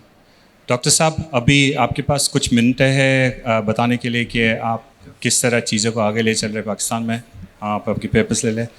और just to let you know, if you don't finish everything, don't worry, हम आपको दोबारा बुलाएंगे. Thank you, Zohair Saab, and ladies and gentlemen, Assalamu alaikum. My name is Dr. Ayaz Hussain, and I'm right now working as the Chief of Office for UNICEF Sindh. I'm happy to see that private sector is thinking about the population. They are producing goods, and they want to engage the communities, and they want to do something for them, and also want to assist governments achieve the SDGs. UN is basically the custodian of United Nations Sustainable Development Goals, and UNICEF is one of the organizations which is part of the UN system to achieve these goals. We basically assist governments different ways. We provide them technical capacities. We provide them capacity building. In terms of materials, supplies, we support them, particularly in emergencies.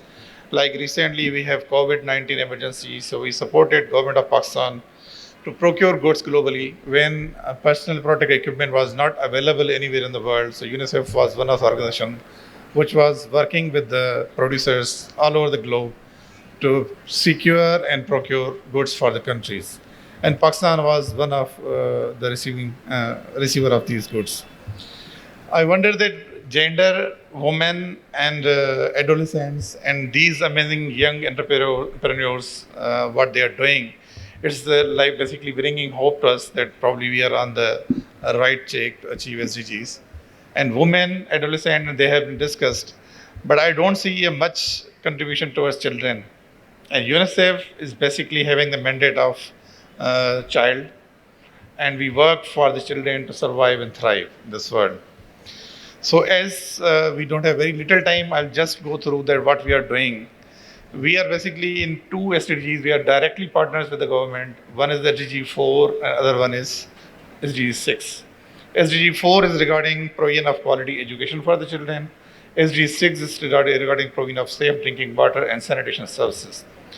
Besides these two, UNICEF is almost partnering in all other SDGs, 17 SDG goals, 15 other one indirectly. Health is one of the main area where we are supporting governments. And I would request, I'm not going into details because everything is on the net and anybody can see what UNICEF is doing. But I would request private sector because government has very limited resources, and it's impossible for the government to provide all the services to the people living in these areas. And we have a population explosion in this country. Huge millions of people are residing, and many of them are deprived what they need but they don't have, like access to education, access to health, and nutrition. Our goal too is zero hunger, but we know that there are hundreds of thousands of children which go to bed every night without having their dinner. So if we join hands together, we have the technical capacity, we have the technical information, and also the data available. We can join hands with the private sector to do what is needed for the children. And right now we are sitting in Sindh, so I would talk about Sindh. If any organization, any private sector company which wants to work for the betterment of life of the children, UNICEF is always ready and open to join hands together. We can share information with you, whatever you need, and we can join hands together to improve the lives of the children. And thank you, and maybe in future we have more interactions and we can discuss in detail. So thank you very much.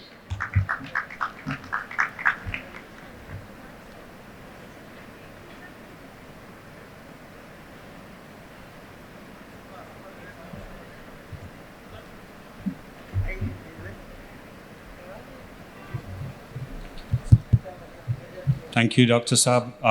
And like he said, if any businesses, organizations are looking towards moving on the journey of the SDGs and sustainabilities, do think of children.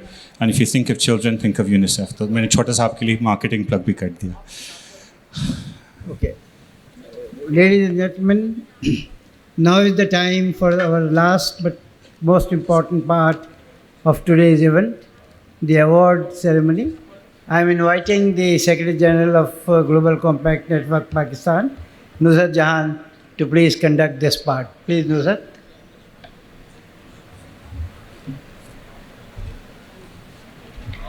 Good evening, ladies and gentlemen. Here comes the most awaited moment of the whole day.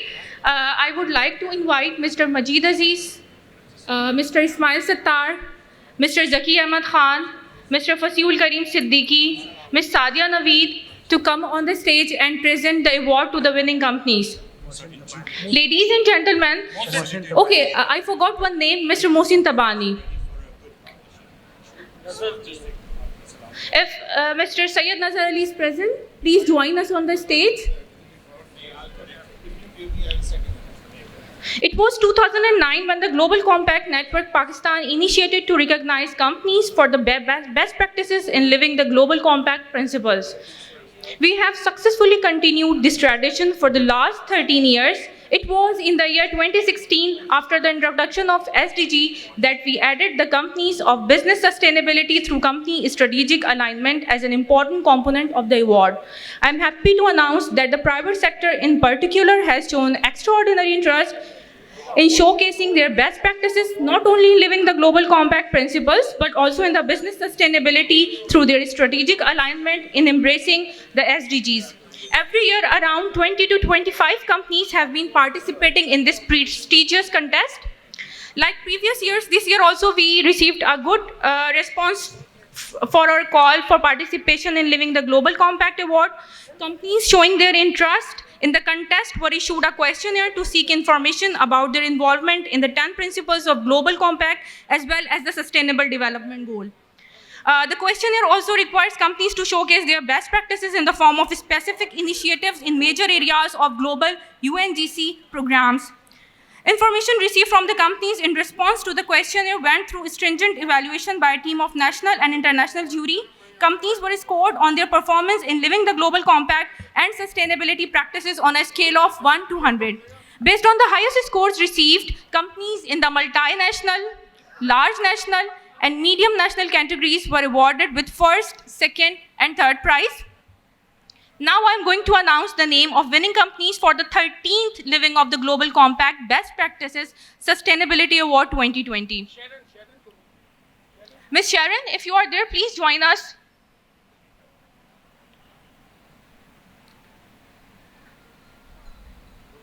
I will be requesting.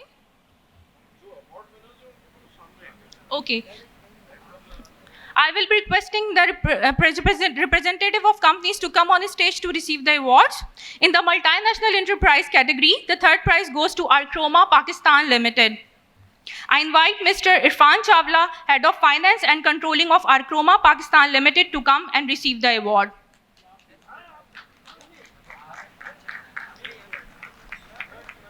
The second prize goes to Kareem Network. I invite Ms. Madhya Javed Qureshi, Director Communication and Public Relations, to come and receive the award. I would request you all to please applaud them. They have done a good job. The first prize in multinational category is jointly shared by Indus Motor Company Limited and Nestle Pakistan. I invite Mr. Muhammad Ibadullah, Chief Financial Advisor, Indus Motor Company, to come and receive the award. Kareem, she's going. I now invite Mr. Muhammad Rahat Hussain, Public Affairs Manager, to come and receive the award.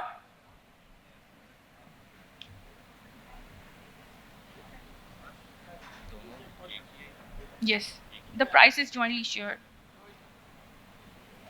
In the large national enterprises category, the third prize is jointly shared by Interloop Limited and Pakistan Petroleum Limited. I invite Iftikhar Bhatt, CEO Momentum Logistics Limited, to come and receive the award.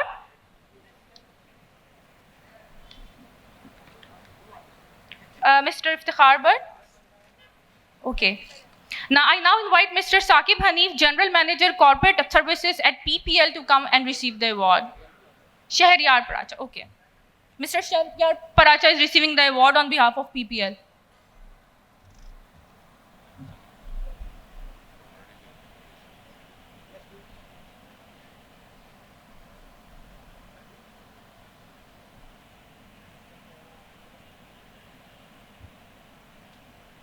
Sir, please.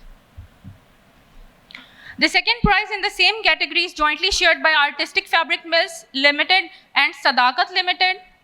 I invite Mr. Amir Hussain Thebo, Chief HR and Sustainability Officer at Artistic Fabric Mills, to come on stage and receive the award.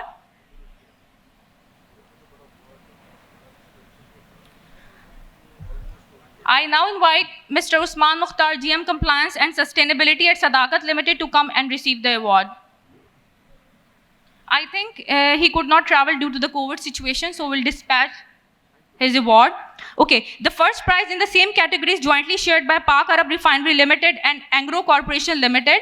I invite Ms. Sharon, General Manager Corporate Affairs at Parco, to come and receive the award. Oh, she's actually on the stage. I now invite Emma Shayan, Sustainability Lead at Angro Foundation, to come and receive the award.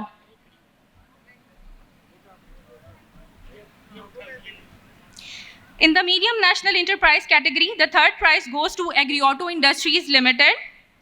I invite Adil Masti Khan, Deputy General Manager of Agri-Auto Industries, to come and receive the award.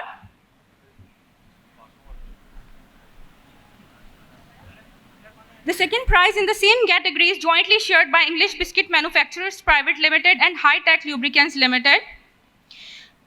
I invite Ms. Sadia Naveed, Deputy Managing Director at EBM, to come and receive the award.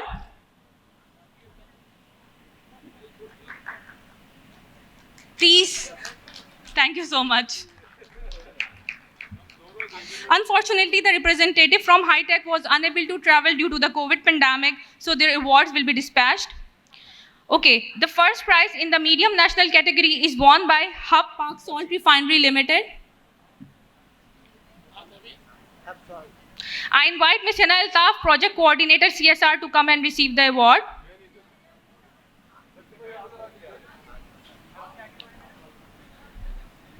Now I announce the recipient of the recognition shield.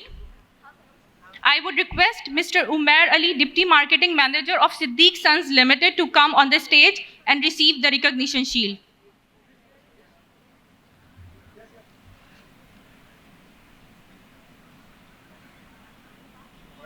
I would now invite the recipient of all of the winning companies to come forward with their awards for a group photograph at the media wall with the guests and the dignitaries.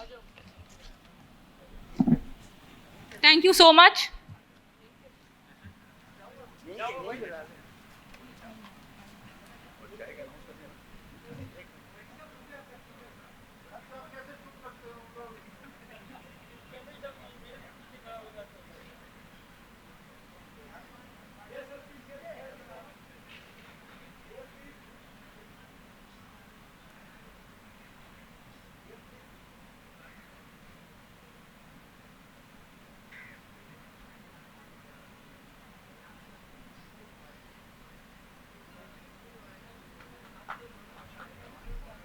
Ladies and gentlemen, at the last part of the program, I would request Mr. Zaki Ahmad Khan, Vice President, Employers Federation of Pakistan, and the Chief Award Committee of Global Compact Network Pakistan Award Committee, to please present his vote of thanks.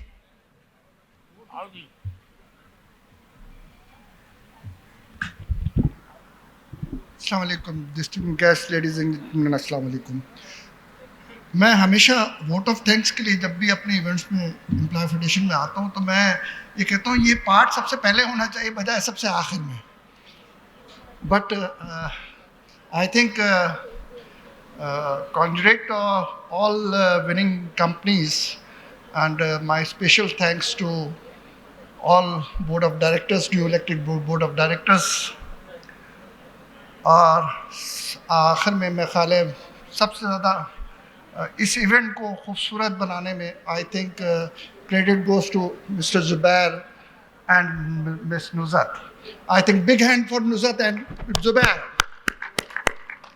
और एक शख्स ऐसा है जो हमेशा back stage रहता है और बेसिकली वो डिज़ाइन वही करता है और उसका पता भी नहीं चलता ना कभी उसके लिए कोई क्लैप होती है. तो मेरा ख्याल है एक दफ़ा बिग हैंड फॉर फसील करीम Siddiqui. And once again, thank you very much all the guests, distinguished guests, ladies and gentlemen. Thank you very much.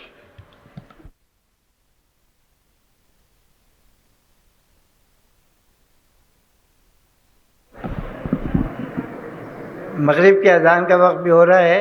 The tea is served, so please join.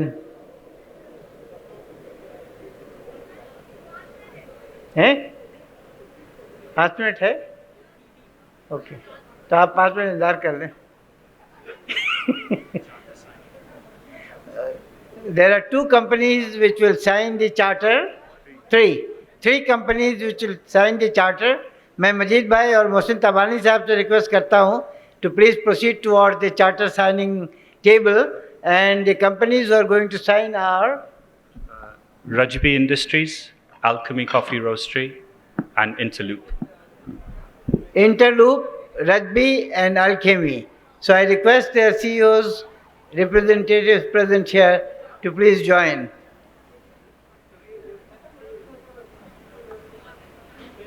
एहसान भाई, आप में हिम्मत है चलने की? नहीं. Okay okay.